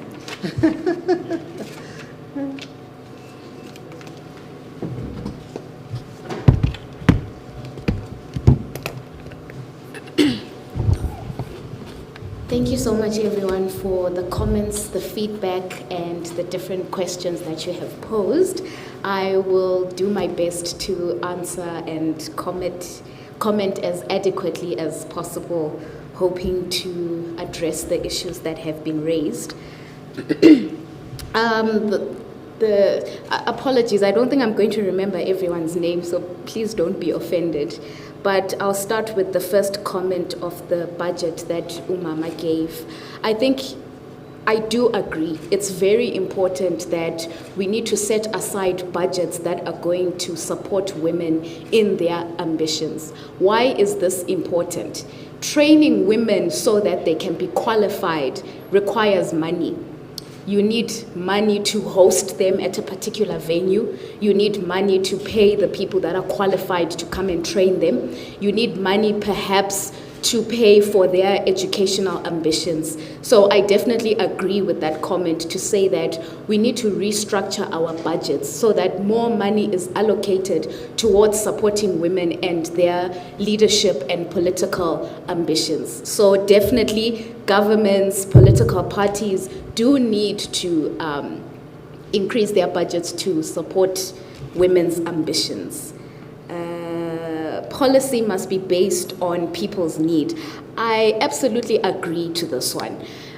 Usually, how I imagine it, you have the policymakers that are seated in a boardroom, you have a table with 10 people that are around, And these different individuals, they went to school, they have degrees and qualifications. Then they sit together and they say, okay, this is the challenge of GBV on the ground, and this is how we are going to tackle GBV. So this is why we do have policies in place, because we do have groups of people that are coming together to discuss and make these policies. However, they're not always adequate to deal with the issues that are on the ground. So it's very important to have, what do we call it, round table discussions, where we go down to the grassroots levels and we sit down with the communities at the community level and we discuss with them and we say, okay, in this particular community, how exactly is gender-based violence, for example, understood? Where do you need assistance and help? I think if we do that, if we include those that are affected at the grassroots, if we include them in the discussion, I think perhaps our policies can become more relevant. Because if there is one good job that we are doing in Africa, from the AU level to the regional level to the national level, is that we are very good at coming up with policies. We are exceptional at that level. However, when it comes to implementation and effectiveness, there tends to be a challenge. So I definitely think we need that trickle-down effect of going down to the grassroots levels and saying, we want to formulate such a policy. How do you think this would affect you? What solution do you think would work best for you? Then I received a comment, a question. How do we protect women? That was the first one. And the second one, should we give women a chance? I would like to start with the second option. Yes, we must definitely give women a chance. It's very, very important. We can't say, oh, because the space is dangerous, let's just keep women out of it so that we protect them. Then the system in itself, or the institutions in themselves, they're not going to change. They're going to continue being exclusionary. So we definitely need to give women a chance, especially at those top executive levels or high political positions. We definitely need to give women a chance. However, we should not just give women a chance simply because they are women. We do need to give women a chance because they are qualified. So the first step is to train those women. So let's just not put women in the position of CEO or in the position of politician or member of parliament. But let's definitely train them as well to be in those positions. Let's give them the necessary support that they require in order to be effective in those positions. Personally, it's useless, if I can use that word, to simply place women because they are women. We need to qualify the women to be in those positions, but we definitely need to give them a chance. And how do we protect these women? I think I've already mentioned we must train these women. And I don't know, I'll open this one to the floor and maybe the panelists as well. What we also need to do is find a way to make sure that there are repercussions of consequences. The way I see it, there isn't much consequence at the moment. So people can get away with however they behave because they know maybe I can pay someone. There hasn't been, I don't know, maybe there is, but from the research that I know, there hasn't been a big example of someone who faced consequences for the violence that they executed or perpetuated against women in politics. So we need to see that. We need to see people getting into trouble for the actions that they do. However, I will also throw this to the panelists to give us their opinions on how exactly we can protect women.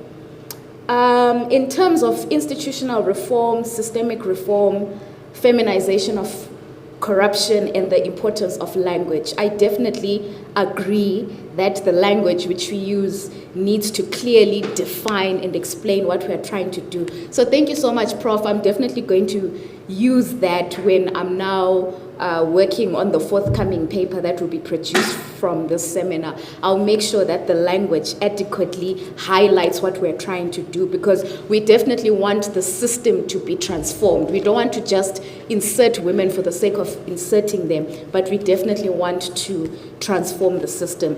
And I also think it was very smart to change it to feminization of corruption. I definitely do agree with that, because how media portrays women sometimes tends to be so different to how media portrays men. So if we speak about it in media, or if we write about it as the feminization of corruption, I think it will then now be very clear to say, okay, we are looking at how women are being portrayed in media and the type of language that is being used to explain women's presence in politics. I think the next comment or question was, I think I'm going to paraphrase. Institutional bias. The one about underrepresentation, is it deeper or cultural? Yeah. Can you just rephrase the question for me quickly? Thank you, sis. Institutional bias. So, my question was, is the under-representation of women, do you think it's solely based on just Okay. So does the under-representation of women, right, in senior positions reflect our institutional biases towards women as to how they hold up leadership positions? Or does it reflect the deeper cultural resistance to female authority? Okay, thank you. I think, for me, from the top of my head, it definitely reflects something which is deeper and cultural. I stand to be corrected when I say this. But if we look at the colonial system that we are coming from in Africa, that system ensured that there was a particular hierarchy. And at the top of that system were men. And then women were subordinate to men. And then one day, African countries were liberated. And during the liberation movement, as I mentioned in my presentation, women were involved and they were active combatants. Yes, they were in certain, positions of typist and nurse and all those positions, but they were also in positions of an active combatant. And if you look at that, there was hope to say, okay, once we come out of that colonial patriarchal system where men were placed at the top and women were subordinate, when we are now democratic, then African women are going to have positions of leadership and authority. But when African countries came into democracy, this did not change that much. Women politicians still had to fight for their place. And I'll just come back to our case studies of South Africa and Zimbabwe. So the policies were definitely put into place. However, if we look at the numbers of women in these top positions, it was still very low from that moment of inception of democracy. There is definitely an improvement now in 2025, which is significantly commendable, but it is cultural. And if you look at the nuclear family that we have, though we do have families that are headed by women because of the type of family structure that we have in these two countries of South Africa and Zimbabwe, you'll still find that there is more cultural importance that is given to the man as being the head of the house. Are we saying it's wrong? No, we are not saying it's wrong. But I'm saying that those cultural expectations and systems are not just displayed in the home, but they're also being displayed in institutions. So the idea is that in institutions, there'll be a form of neutrality. You are a woman, you are a man, you are qualified, you get the position because you are qualified. However, in some instances, even though you are a woman and you are qualified, a man will end up getting the position even if the woman is more qualified than the man. Or there'll be certain systems of limitation. A man and a woman can be qualified. Both the man and the woman can receive the position. However, the woman is paid less than the man by virtue of her being a woman. So for me, this comes from that cultural background to say we are bringing those family values into the political or the institutional space. So that underrepresentation of women at higher levels definitely comes from a cultural background. So we do need to find a way to transform that. Personally, I'm not sure how. because culture is important, and we are not saying now we must get rid of culture and throw culture in the dustbin, but we do need to find a way to raise women up and have culture to support that raising up of women. Can the presence of women be empowerment? Definitely. One thing that I looked at during my PhD research, and my doctoral supervisor is here, she can attest to this. I looked at the forms of representation. Representation manifests itself in various ways. One of them is descriptive representation and symbolic representation.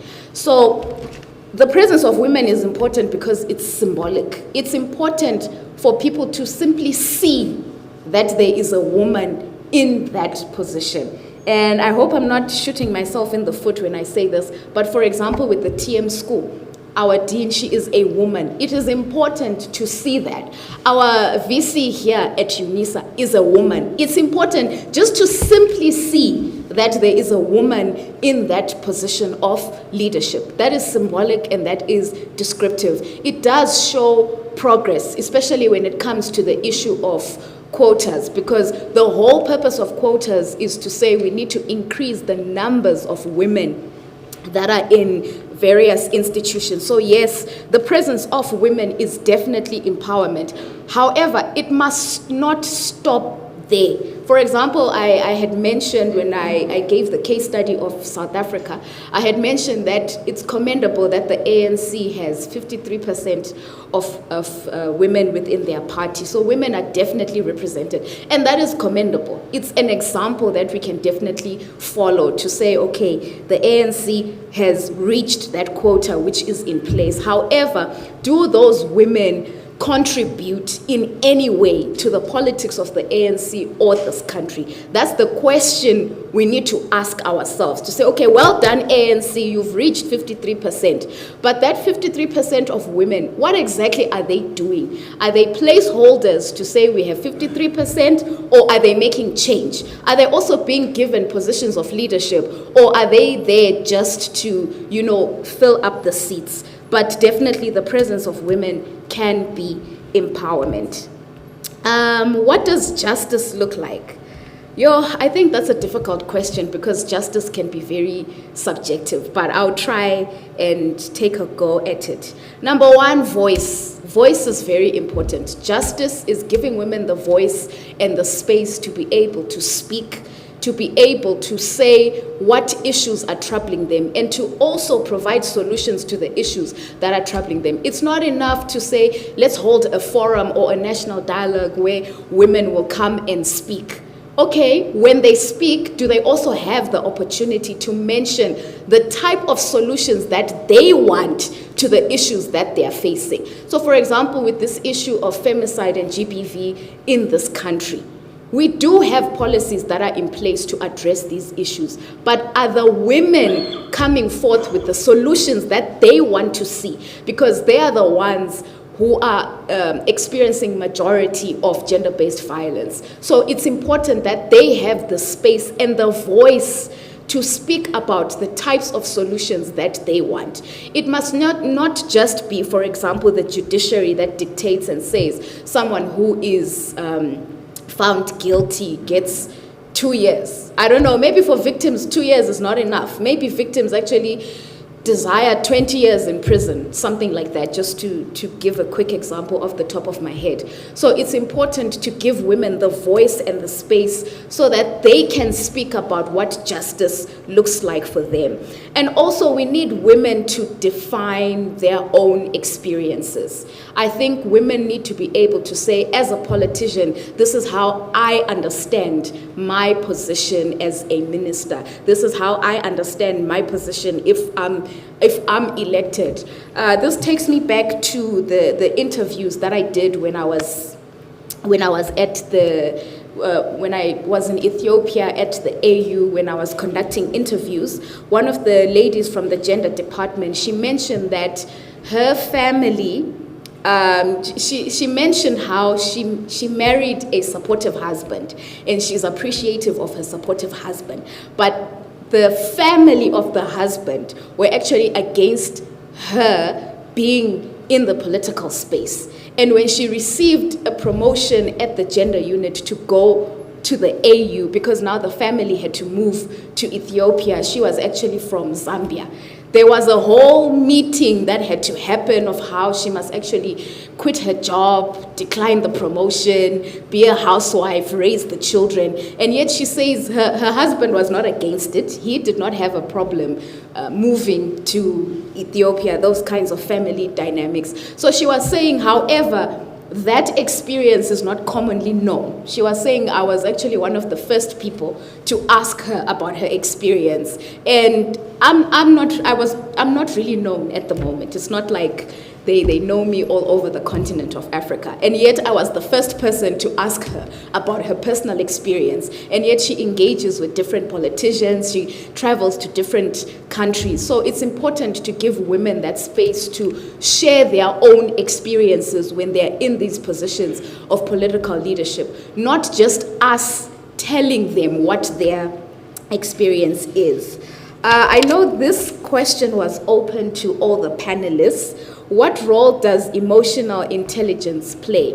I think emotional intelligence is very important because, number one, in positions of leadership, you need to be able to stand before groups of people and speak. You need to be able to do so confidently. And unfortunately, the way some women, I'm going to say some because I have to be very careful, some women have not been raised to be leaders.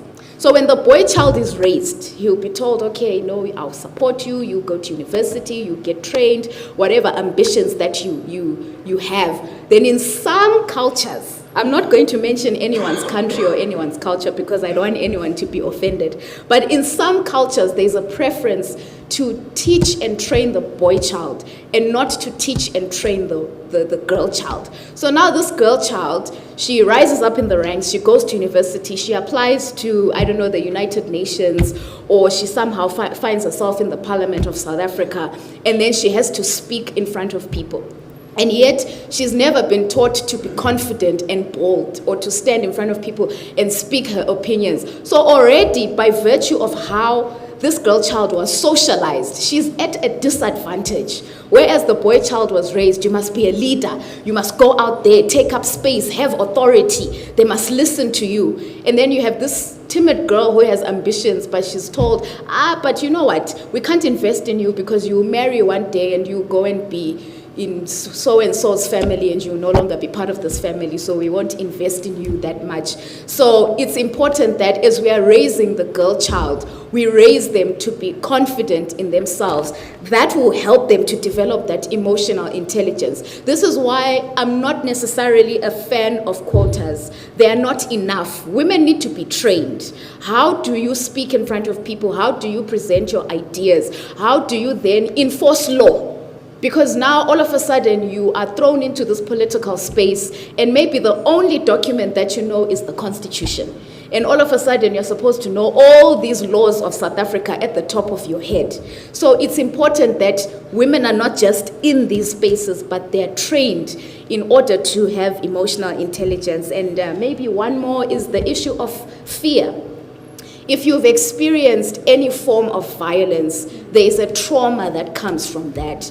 And once you have that trauma, somehow it plays around with your emotional intelligence. I'll give the example of Thokozile that I had mentioned.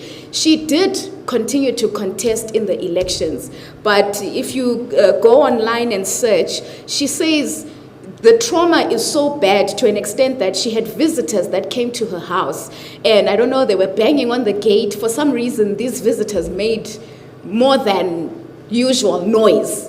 She says she ran away from her home because she thought they were coming back to attack her again because she had not withdrawn her candidacy in the election. So they then had to look for her and send a message and say, no, it's actually our relatives from so-and-so who are coming to visit you. So already because of that trauma, it can affect your emotional intelligence.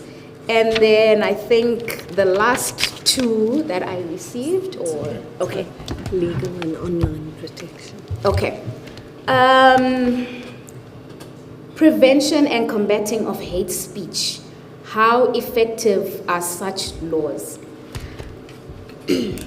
I think COVID changed a lot of things, not just in the health sector, but also online spaces.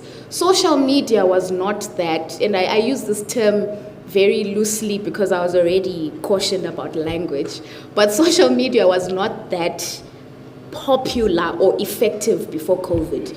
These different social media platforms were present, but they were not really something big or not really used by a lot of people.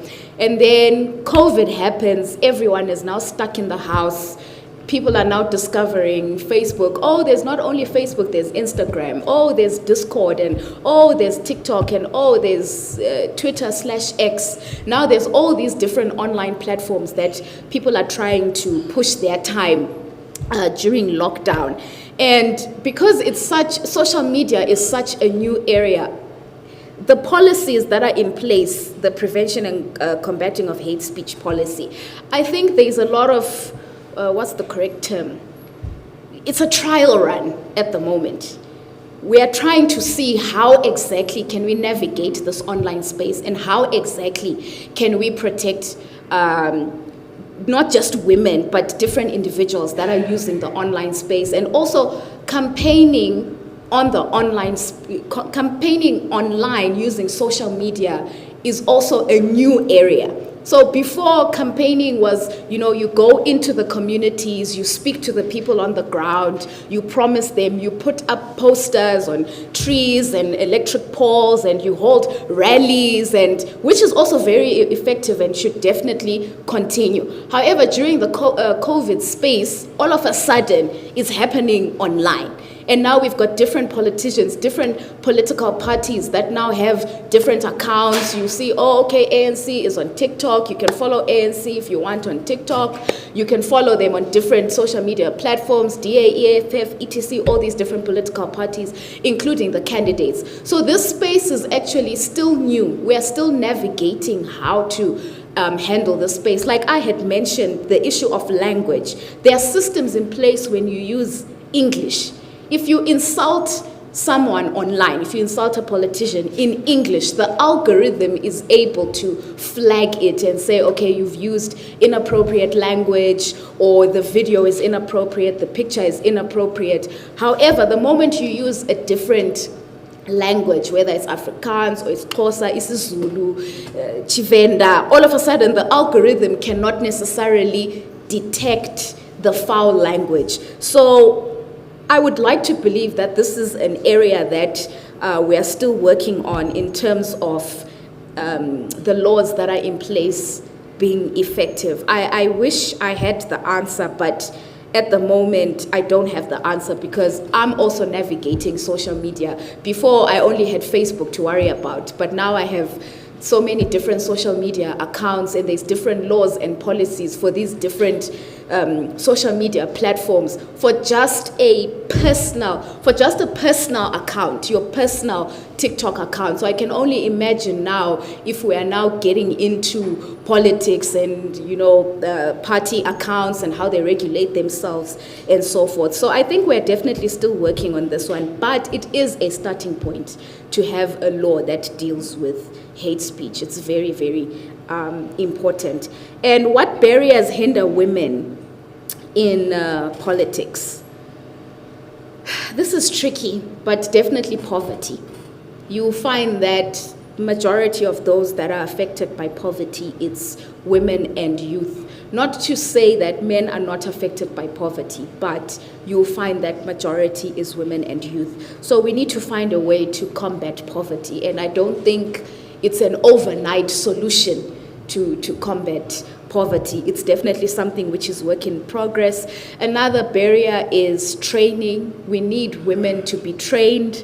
I am an advocate for women being trained. It's not enough to just place women in these positions. Women have to be trained to be in these positions. And then I was also given a point to say I should do my own personal research on kings and regents of women. Is that correct? No, I think it was rural areas. Rural areas. And then, of course, people in power. People in power chiefs. like kings and chiefs, okay, and how maybe sometimes there's women that take a position and they're, taking the place of a chief, but as a position of a regent, not necessarily as a chief. So it's a placeholder position. Maybe the chief passes away, there is an heir, a son, but maybe the son is young, maybe the son is 14, and then they place his mother, who is regent, until maybe the incumbent, the chief who is supposed to actually be in power has to go to a particular age. Maybe they'll take that chief to university, and then maybe at 25 or at 30, they then take the place of the women regents. Definitely, I will do research in that area and see how it adds to my study. There is one more, I think, on religion. Yeah. Okay. I think so. I hope I've answered every other question, but you can remind me if I've forgotten. How can we incorporate religion, and how do we remove the idea that women are inadequate? Number one, how do we incorporate religion? I think I have to be careful with this one, but from my understanding, politicians are not really fans of religion.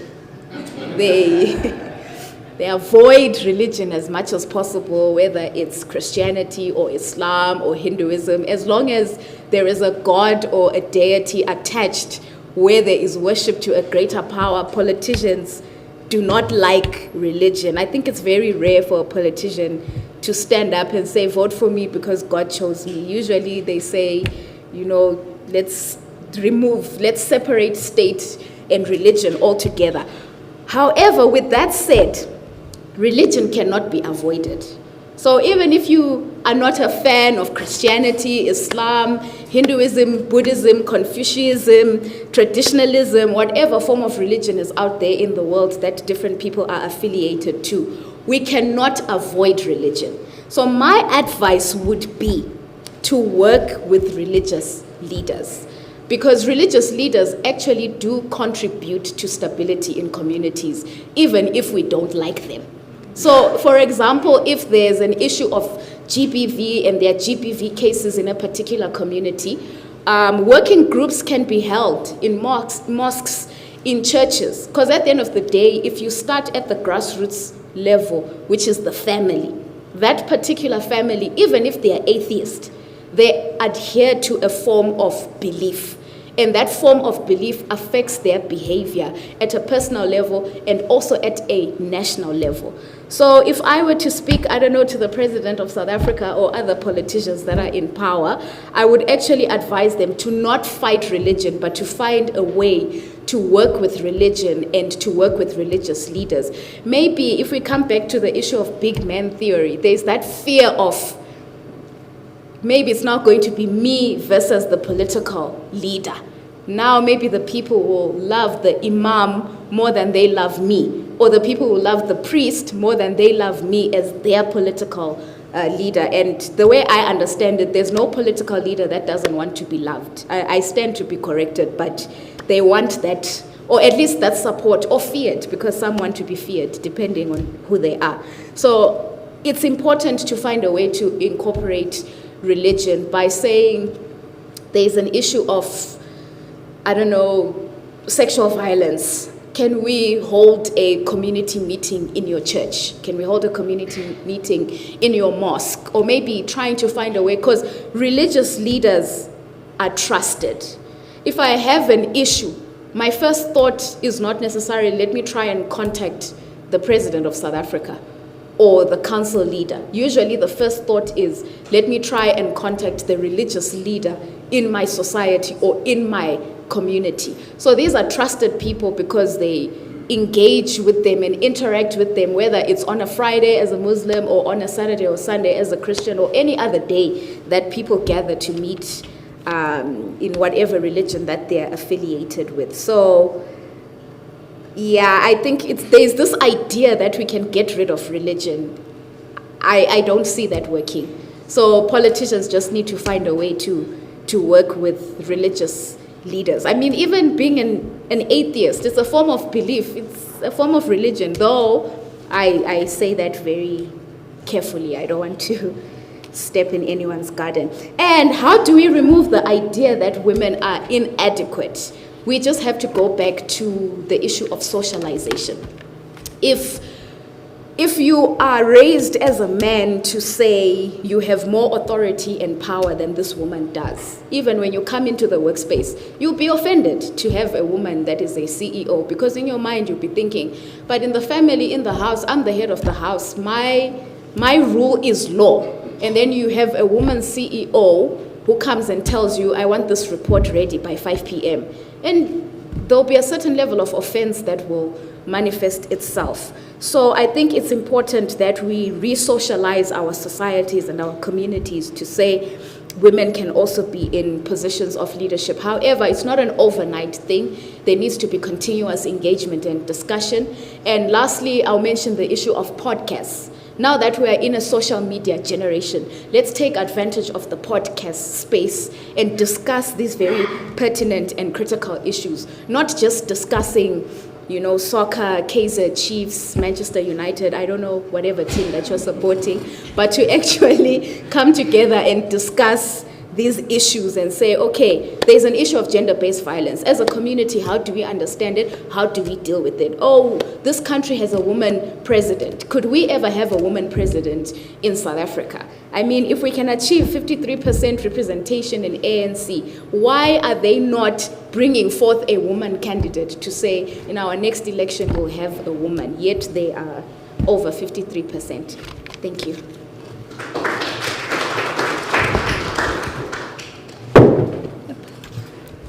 Thanks, Ashley, for dealing with those questions in such a comprehensive way. We can take some more inputs. Dr. Mantilla, if 1, 2, 3, 4, 5. Okay, so 1, 2, 3, 4, 5, and 6. Okay, then we'll stop there. Do you go? Thank you, Prof.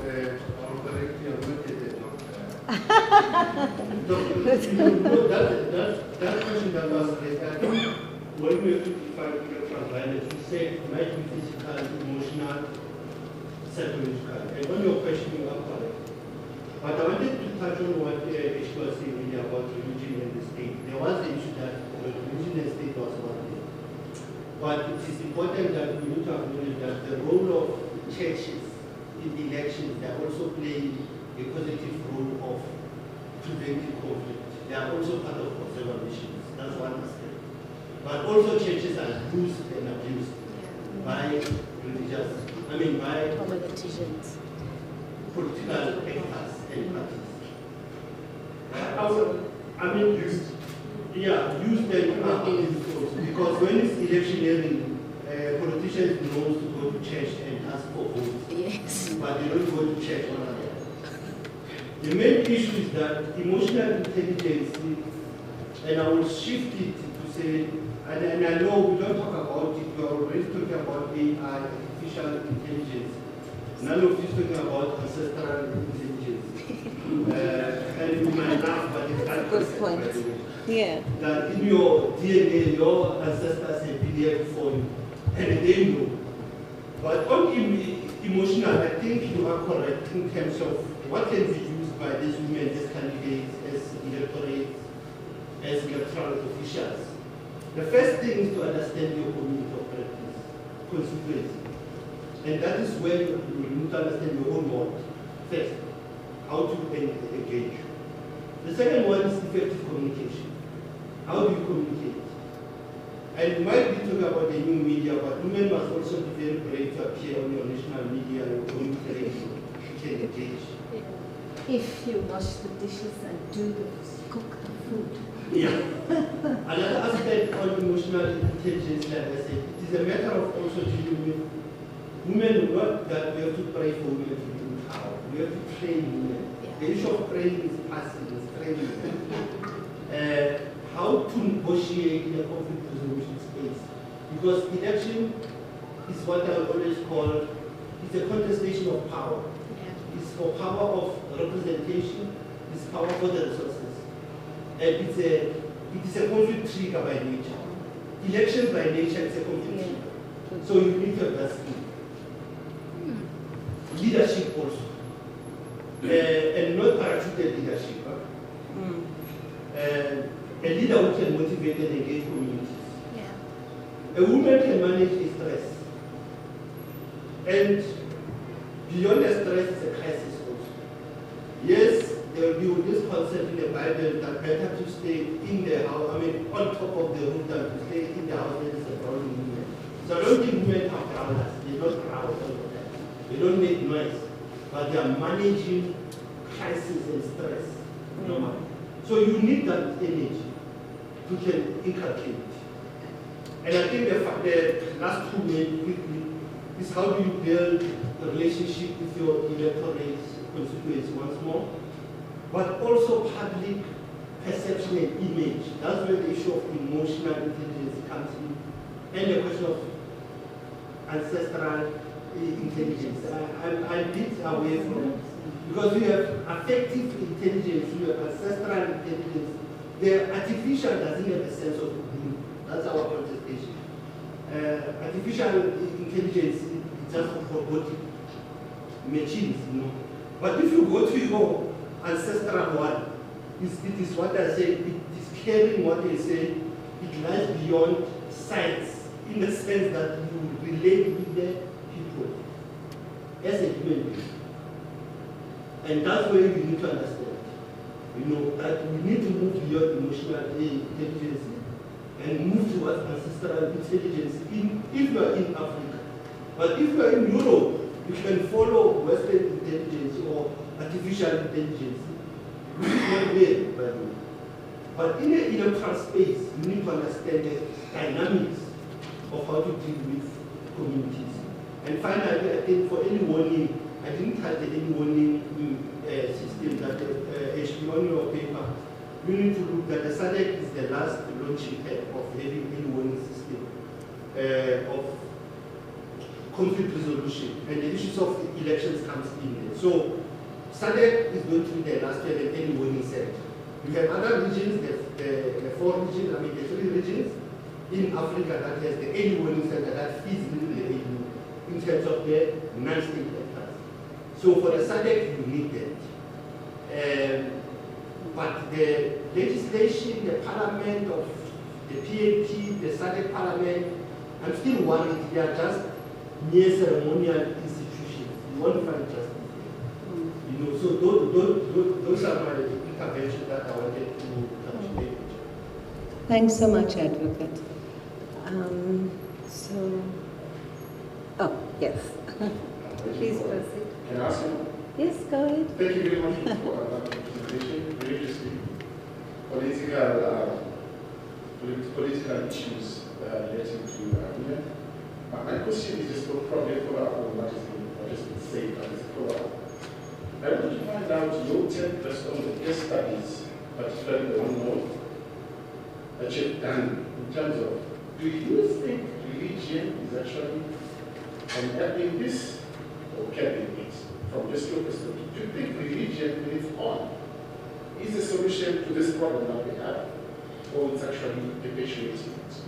And then my second question is, have you tried to look at whether women that then get in leadership positions, where we expect them to infiltrate change, we try to look at whether they maintain the status quo or they implement the idea of changing the status quo? Thank you so much. I think the question is going to be directed to Victimhood because he was also on the podium. And my interest is really much about, I think the issue with women's representation in politics, particularly in South Africa, is the issue of showing the line within political parties, right? Because of what's the point of having women's league as opposed to having a women's caucus? Because the women's caucus is much more independent as opposed to the women's league. Women's league toe the line because of the toe the line according to what the political party says or wants during the elections. So I would like us to actually have a discussion on that. Should we get rid of women's leagues in South African politics, not only in politics as well, but in the SADC region, I was expecting Malawi to actually have a female representative, but instead they ended up going back to their previous president, and ageism is also a huge factor, right? But there are very young women, because I was there, who were actually part of a women's caucus, but then they could not have any sort of representation, right? Because of, if you're a woman and you compete with a man for that particular political position, then you become a threat. And political violence against you get involved in that. There were a lot of threats that we saw that was emanating from these women who wanted to contest for presidency in Malawi. So should we get rid of women's leagues and have women's caucuses so that we could see the women's voices in the escalation of participation of women in politics? That's good. Yeah, thank you very much. Afternoon. My name is Levan Langeni. Mine is to respond on how to train women. So I've been doing research here. So in our country, we have programs like the International Women Forum and South Africa. It's a women leadership that provides a world-class academic modules. They also have aspect conversations and one-on-one and mentorship. Mentoring. So, and this program is funded by a patron, Miss Sanel Beki, which is the wife of Mr. Dumbi. So this, in this way, I just argue women to do this program. So since it talks about leadership part and yes, and example. So I thank you. Okay. Some would say us feminists are untrainable. Good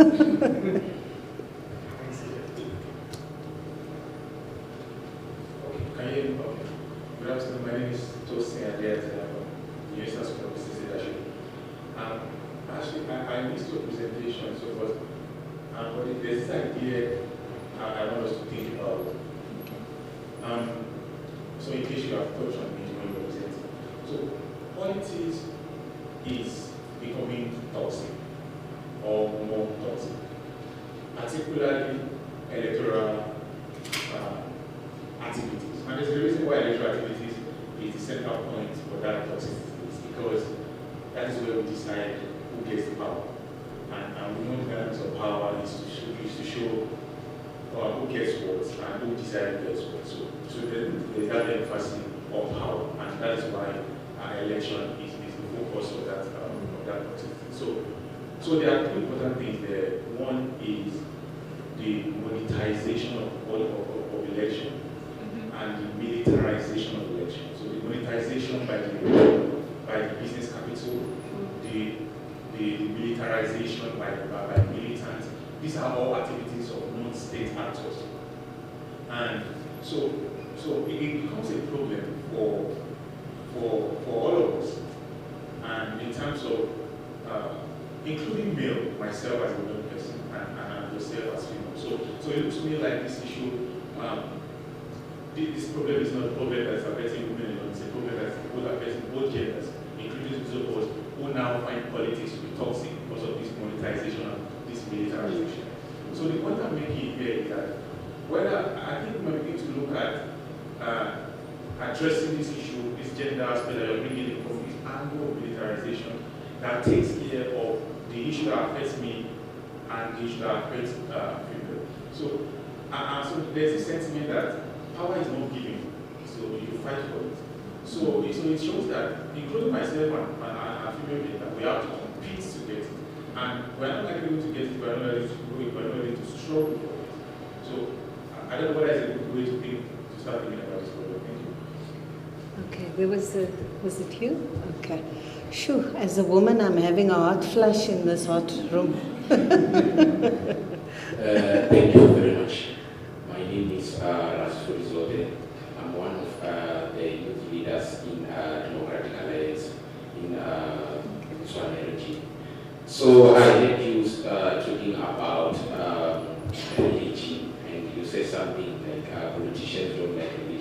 I would like you to repeat the reason why you think politicians don't like religion, because from what I know is that South Africa is a country which believes more in diversity.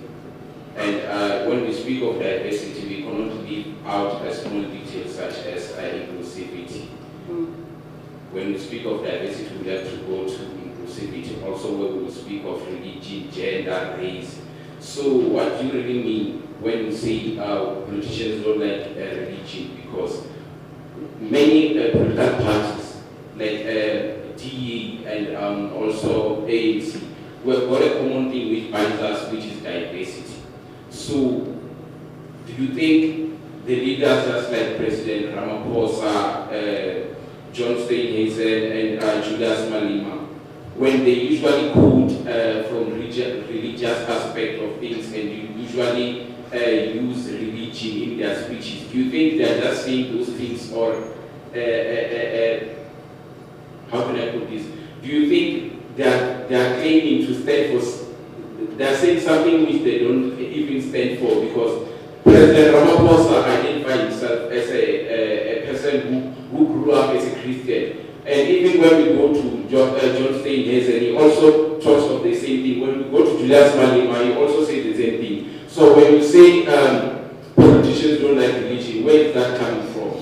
Because these people, they usually come from religious context of things. Thank you very much. Okay. Okay, Dr. Shangari, have a full plate there.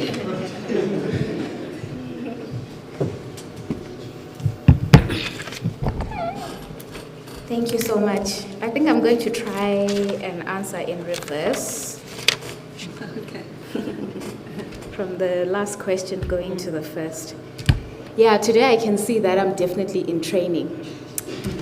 So, what do I mean by politicians don't like religion? What I mean by that is politicians don't like the idea of someone else receiving their support or their glory, in quotations. So if you go and seek help from a religious leader, and you ask this particular religious leader to address the issue, it's not coming from you as that particular politician. So there'll be that idea of, it was my imam, it was my pastor, it was my sangoma that dealt with this issue, not necessarily the politician that you voted for to deal with this particular issue. So this is what I meant by politicians tend not to like religion. Also, there's two ways to see it.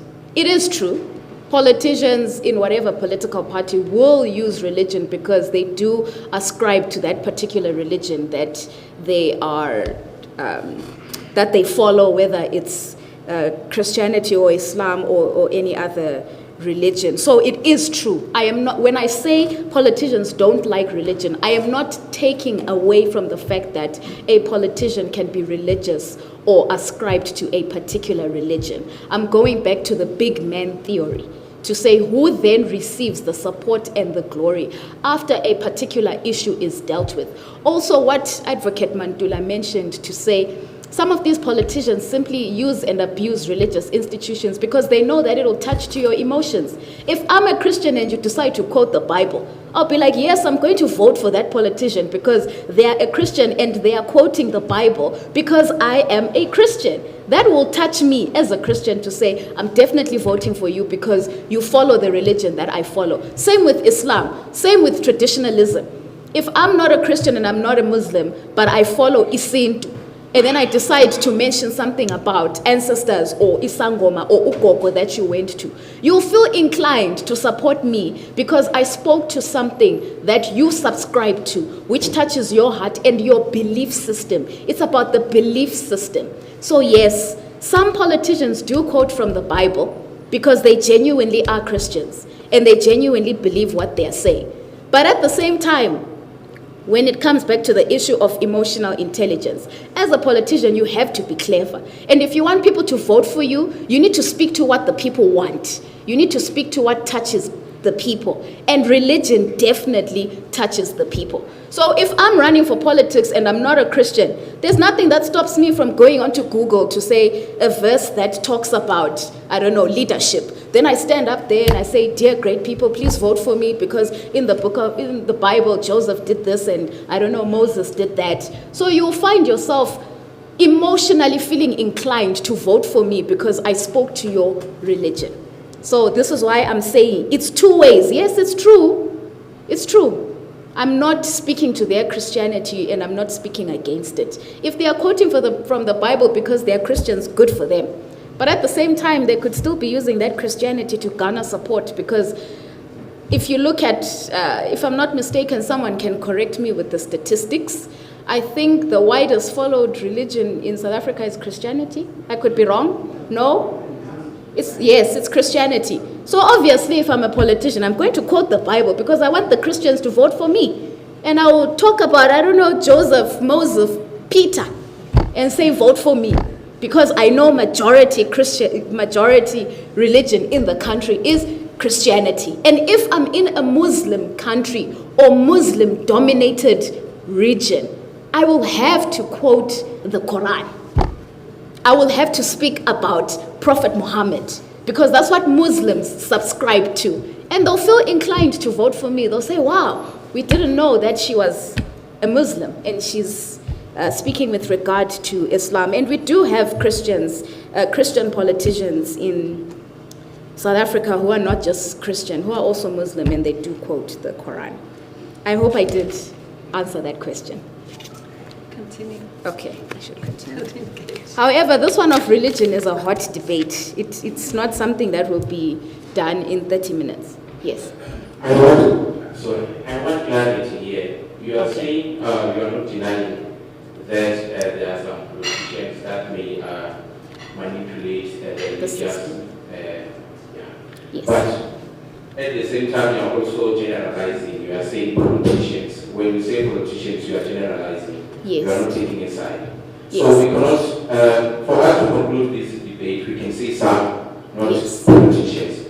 Because when you say politicians, you are generalizing. Okay. Thank you very much. All right, thank you so much for that correction. That definitely goes to the issue of language that Prof. Leverking had mentioned earlier. So thank you so much. I'm definitely being trained today and I'll definitely watch my language when I'm presenting my argument. I think I was generalizing to say politicians because I didn't want to mention a specific politician and their religion or a specific party and their religion. But that is very correct. Some politicians do not like religion. Okay, so I know this question was not for me. Oh, no, I'm skipping. I said I'm going backwards. So number 3, I think. There's something called military-industrial complex, and I'm glad Prof. Ndlovu is here because he's a historian and this is his area. But during World War I and World War II, there was something called military-industrial complex. This was a triangle of government, military, and institutions. And the reason why World War I and World War II, and Prof. Ndlovu, please do come in if I don't explain this well. But these 3 institutions, now I'm watching my language, but these 3 institutions... You're protected. Okay, I'm protected. These 3 institutions benefited during the war because they made money.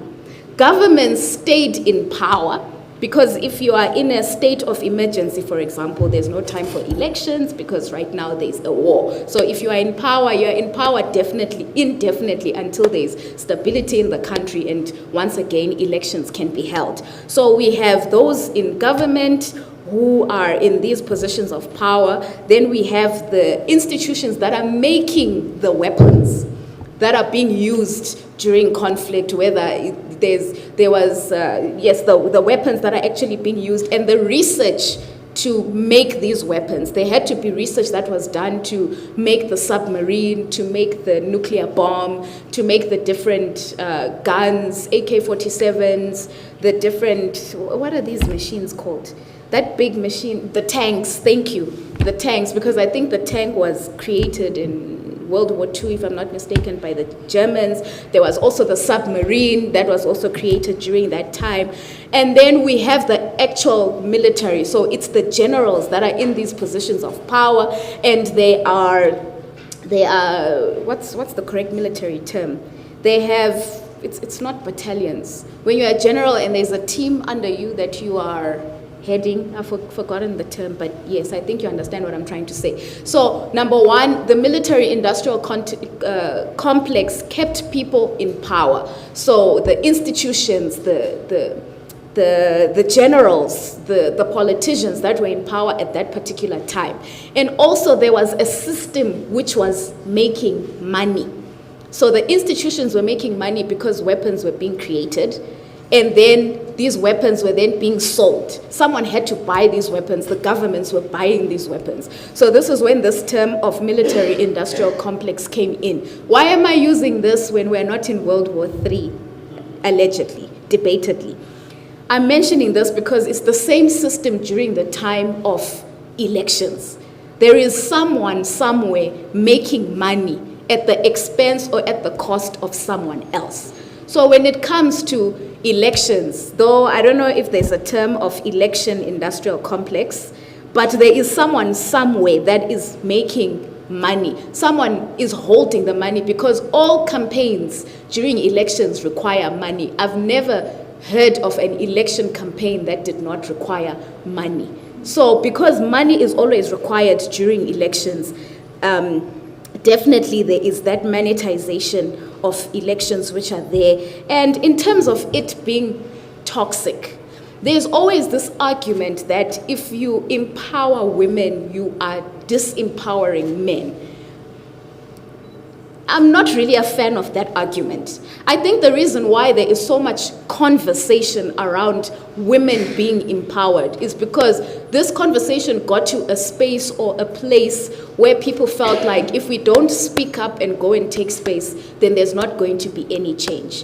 Whether it's feminist movements, or it's political leaders, or it's research institutions. So the reason why it seems like it becomes toxic for the alternative gender, in this case I mean men, because I don't want to now go into the argument of gender and sexuality, so just allow me to use men and women for now. The reason why it seems like it's becoming a toxic space is because there's this idea that talking about women means the emasculation of men. But that's not what the objective, unless you maybe are a radical feminist, then it's a whole other discussion. But that's not what the objective of women's political empowerment is about. So I'm not sure if I'm answering it well, but what I would advise is to not exclude men in these conversations. So I think it's actually very good that we have men in this room and men that are asking questions, because it means that in the space, men have space to contribute to the discussion of women's empowerment, not just in politics, but in other areas. I hope I did answer that. Then, this one was good. There are programs that are in place to train women. So I wrote down here, theory versus practice. It's one thing to train a woman in an academic space. It's another thing to take her out there and give her the platform to then implement what she has been trained to do in the room where she was being trained. So what you're saying right now is you are trained to do a specific task, whatever the job requirement is, right? Yes. And then now implementation. Then comes the group manipulation again as to I can input how I want you to take you in those books. Yes, that is true. But I'm training you. Yes. So, for example, like, I'm just going to take it out of concept for a bit. So, at home, right, you get your mother, you get your father, your mother's always treating you like, oh, you need to wake up, try to have 6, wake up at 6 o'clock, do this, do that, right? And then your father then teaches you, like, hey, in today's, society, you need to be able to craft the grass, because men are really not they put at the back seat, there are more passengers than we are now drivers, right? But on the same platform, on the same tone, it's okay, when you get married, you need to not subject, right? You need to submit as to, your father should do this, but respect your father, okay, I'm working this job, and then, but you were trained to, like, when you are here, you need to tackle this matter in a certain way, but then when you're in leadership now, and then it's a sort of a way of balance as to now. Are you really genuinely trained to be in that position, or you are trained to be dictated in that position? I don't know if you understand that. I do understand. May I just request that questions go via the program director? I'm still here. Thank you for protecting me, Prof. Okay, I think I like that very much. It goes back to the issue of socialization and how we're being socialized. I know this is not a marriage seminar, but you brought the question of marriage. I think it simply depends with the kind of partner and the partner's family that you marry into.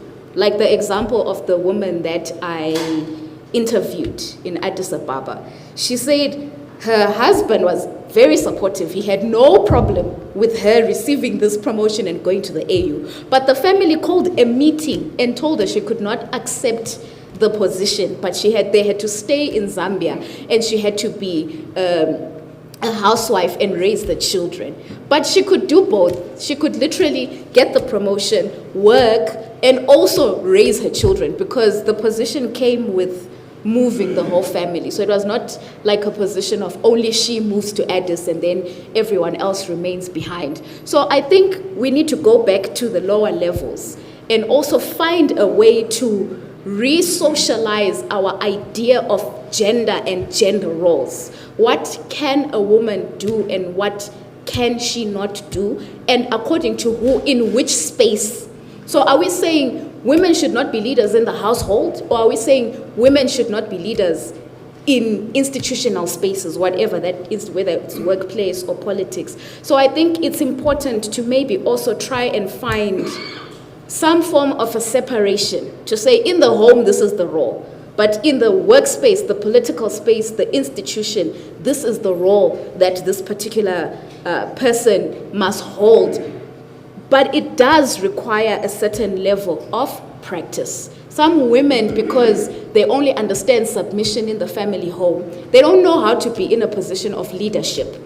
Another woman that I interviewed at the AU, it's coming to mind now, she was saying the challenge with women is sometimes they're given the position, but they're relegated to their male colleagues or male partners. So a woman is told, okay, the president is coming. This example is from the top of my mind. President Cyril Ramaphosa is coming. He is visiting UNISA for such and such an experience. Please, can you welcome President Ramaphosa? Just to welcome him, not even to speak anything out of the ordinary, no out of this world theory or talking about G20, just to simply welcome him, to say, we welcome you, Mr. President, to UNISA, etc. Then you end up going to a male colleague and I'll say, oh, Dr. Luke, you know what? They asked me to welcome the president, but can you actually welcome the president? So this lady that I interviewed, she was at the politics department. She said that's another challenge that they face, where women are given these positions,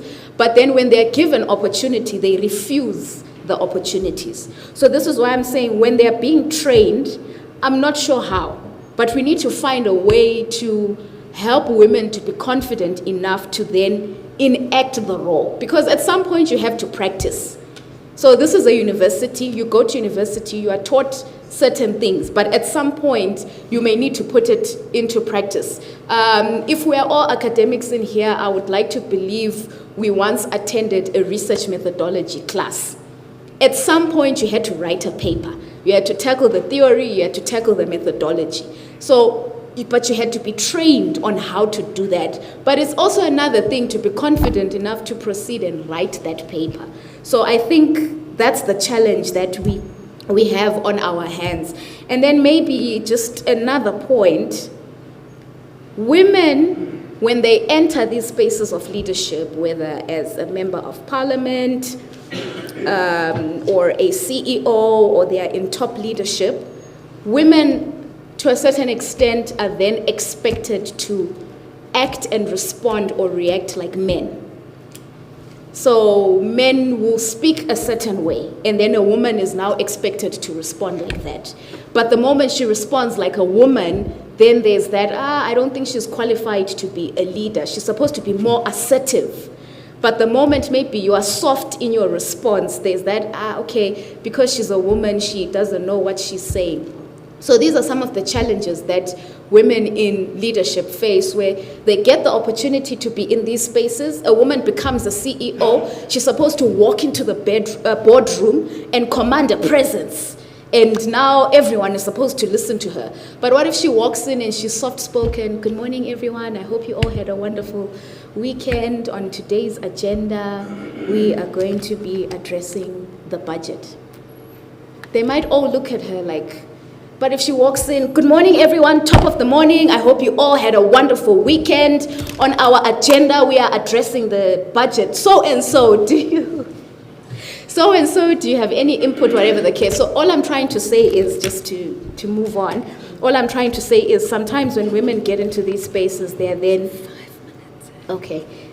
expected to act like men as opposed to women. So I have a few minutes from my program director, so I'm going to try my best to zoom through the final questions.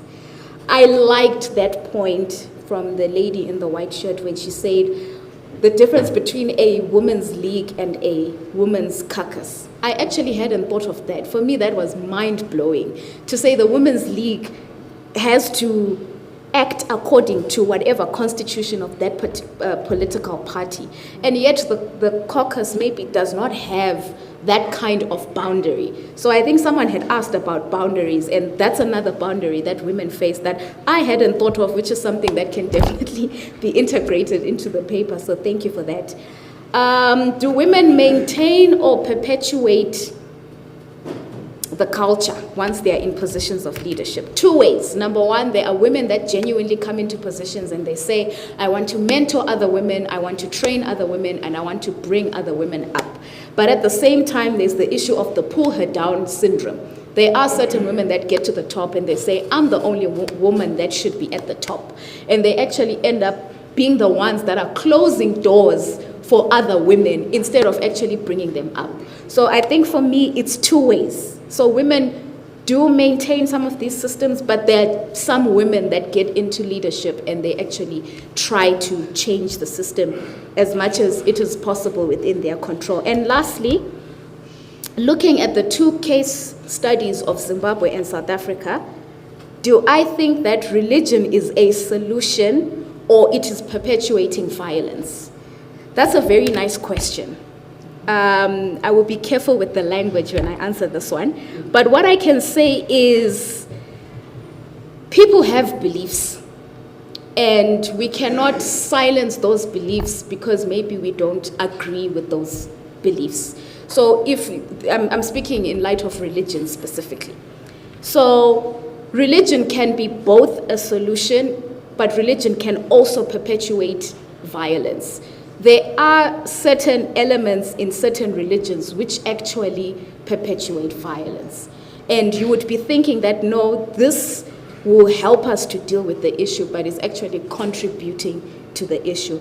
But at the same time, it can be a solution because religious spaces tend to be trusted institutions where people can go to and, I don't know, lay out their issues and feel like they've been heard or feel like they have emotional relief or emotional support. So looking specifically at the context of Zimbabwe and South Africa, I think in South Africa, religion has played a good role, especially at the grassroots levels. A lot of churches have definitely played a part in terms of dealing with various issues at community levels, not just GBV. And I think that's commendable. Then in terms of Zimbabwe, I do think that religion is a solution, but at the same time, if we look at the Zimbabwean ZANU-PF context, ZANU-PF has actually used religion to perpetuate violence in the country. I won't talk too much on that one, but there is a particular popular sect that is in the country which has been used to somehow enact violence in certain election moments. So I think, but at the same time, like I've said, churches have been used in Zimbabwe to deal with hurt, challenges, and issues on the ground. I think I've done well in the few minutes that you gave me. Okay, thank you. I'm going to allow Advocate to give a quick input, after which we'll have Professor Ndlovu. Yes, we're noting the time, Prof. Quick input. No, I will be very short. And I think this debate of religion and politics in the state, we must bring it again, wearing another cap, probably as well as one of the members of the Chapter 9 institution. But I think the question that we have is a very important one in terms of women leads and weeks. That I think it has to go beyond. We can have a women's league, but they have been given administrative duties. And that's I've been using the term. It's like the tea-making brigade. The what? Tea-making. Tea-making brigade. So there is a need of what the party is saying to say these women organizations in political parties have to play a critical role on the national agenda issues or national interest issues. They should not be just additional or they are just wings. And the issue that is raising of caucus correctly, but I think this week as we are talking about religion and politics, Lisa has a Paris seminar which Dr. Lamini Zuma, President Zuma, will be talking about those issues of the state and religion. And I think, like I said, it is the debate that we must engage on in the coming months. But in short, I'm just trying to support what the first is saying, that actually the women leagues and wings don't have an impact. They don't have what I call a persuasive force. We've got a negative force in the sense that they are the tea-making brigade. Can we also make sure that we have training for men so that you can look after the children and manage an urban household? That's a very highly specialized skill. And cook food and do all those things so we can step up. All right, promise us. Yeah. Okay. Prof. Ndlovu, we are 1 minute late for you. Closing remarks from our research director.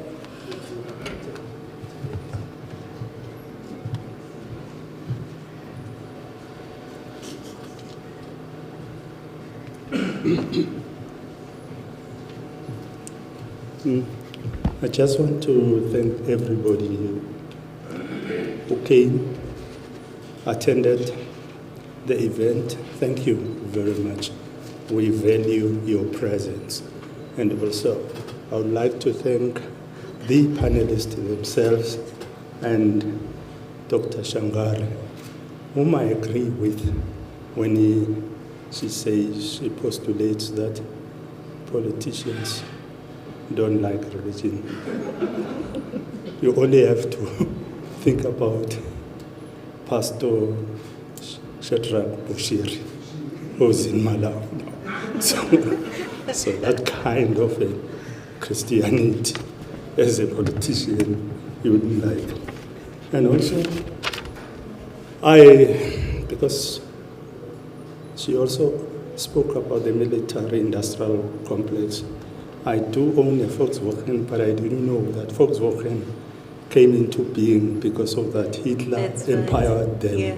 I drive a Volkswagen, I shouldn't have bought it, but so that's another issue. But usually I do go into antiquity as a historian by profession.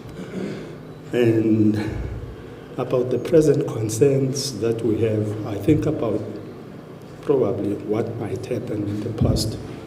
So here we are worried in terms of women in leadership and elections and politics. When I think about it, I do know that The first ever female leader in Africa dates back to a female pharaoh by the name of Hatshepsut, who ruled Egypt. So when these men come along, they change the formula, as if we've never ever had African leaders in the continent, because your Queen Isabel of Spain, who ruled in the 15th century, was late by centuries. And we do know that she was spearheading the colonization of Latin America. She was so powerful that she was known as one of the leaders who was acting with the popes. So in a sense, she's one of those who worked with the popes. They also animated her. And another woman who goes back into time might be Queen Victoria, but they are late. The first woman to lead was from the African continent. And there was also the part that was called old Ethiopia, not the present Ethiopia. In fact, Queen Makeda's rule was changed into a biblical narrative that They called her the Queen of Sheba. And then what they did in that storyline, they all made it a point that Mark Antony, the Roman pharaoh, is the one who gains more prominence. She's not Queen of Sheba. She didn't cry for Mark Antony. She was just a female ruler who was strong in old Ethiopia. So today you get people from the Zulu side of the equation lying when Queen Manthomi, the mother of the present king, was acting after the death of King Zwelithini. Suddenly, you hear people complaining that you've never had a female leader ruling AmaZulu because they're lying. They're lying. Prior, how she passed away is another issue, being poisoned. But with all those cries that how can they appoint a female leader after King Zwelithini died, that was arrant nonsense. Because prior to her, we do have, before King Senza Makona took over, he was fairly young. The sister, the Queen Regent, Mkabayi Gajam, was in charge. And also, when King Dinizo was incarcerated at St. Helena by the British colonists for a period of about 8 to 10 years, her mother was in charge of the Zulu throne. That's Queen Novimbi Okamsweli for 10 years. Because AmaZulu can explain when their king was insurrected at St. Helena, who was in charge. The monarchy exists today because of her. Some would like to tell the story that it might have been the Prime Minister Umankulumane of the Ndwandwe. That's not the case. So they have about 3 women in power. But if you check their genealogy of the Zulu kings, those women are not included. So for me, there are others. You cannot speak about Skonyala without speaking about Queen Warrior Mantatis. She took decisions in terms of the Batlokwa. So you cannot talk about Regent Queen Dombazi when you cannot when you are discussing Nkosuzwide, Ndwandwe. You cannot also, in terms of King Sopoza, you cannot talk about him without mentioning Queen Mother Labotsibeni, who was his grandmother, but we know that she was in charge of the Swazi kingdom. In the Eastern Cape, you cannot talk about Queen Mother suit when you're discussing Osandile, of the Khahabes. So for me,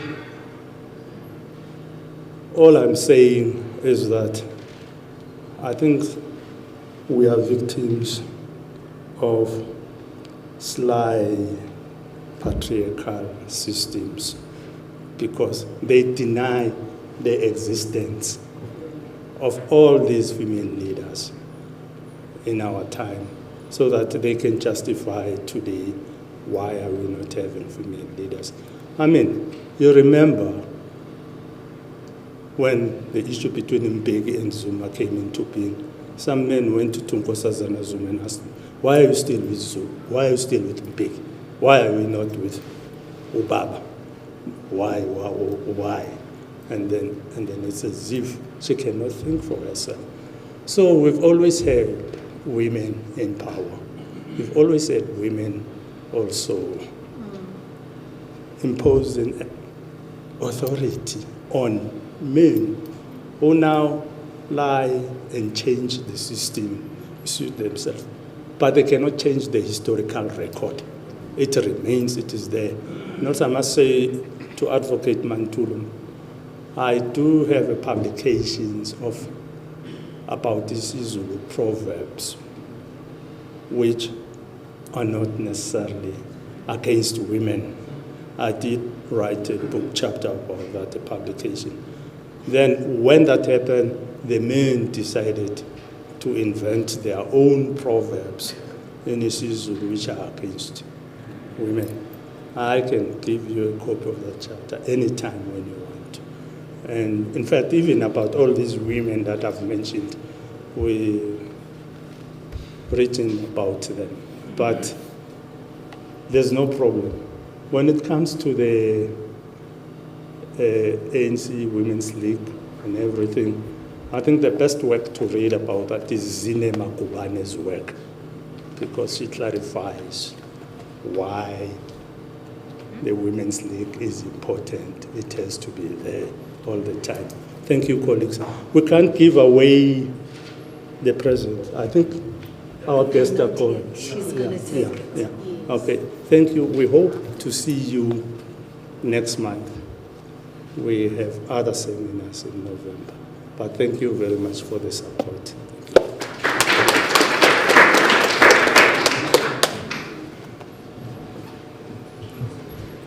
And you are free to leave. Thank you, Dr. Shangari, for such an engaging presentation. It was long, but we enjoyed it, and I think we had a good debate. So, bless your travels, bless your future endeavors, and you too. We want to see you as professor, hey? Thanks, everyone.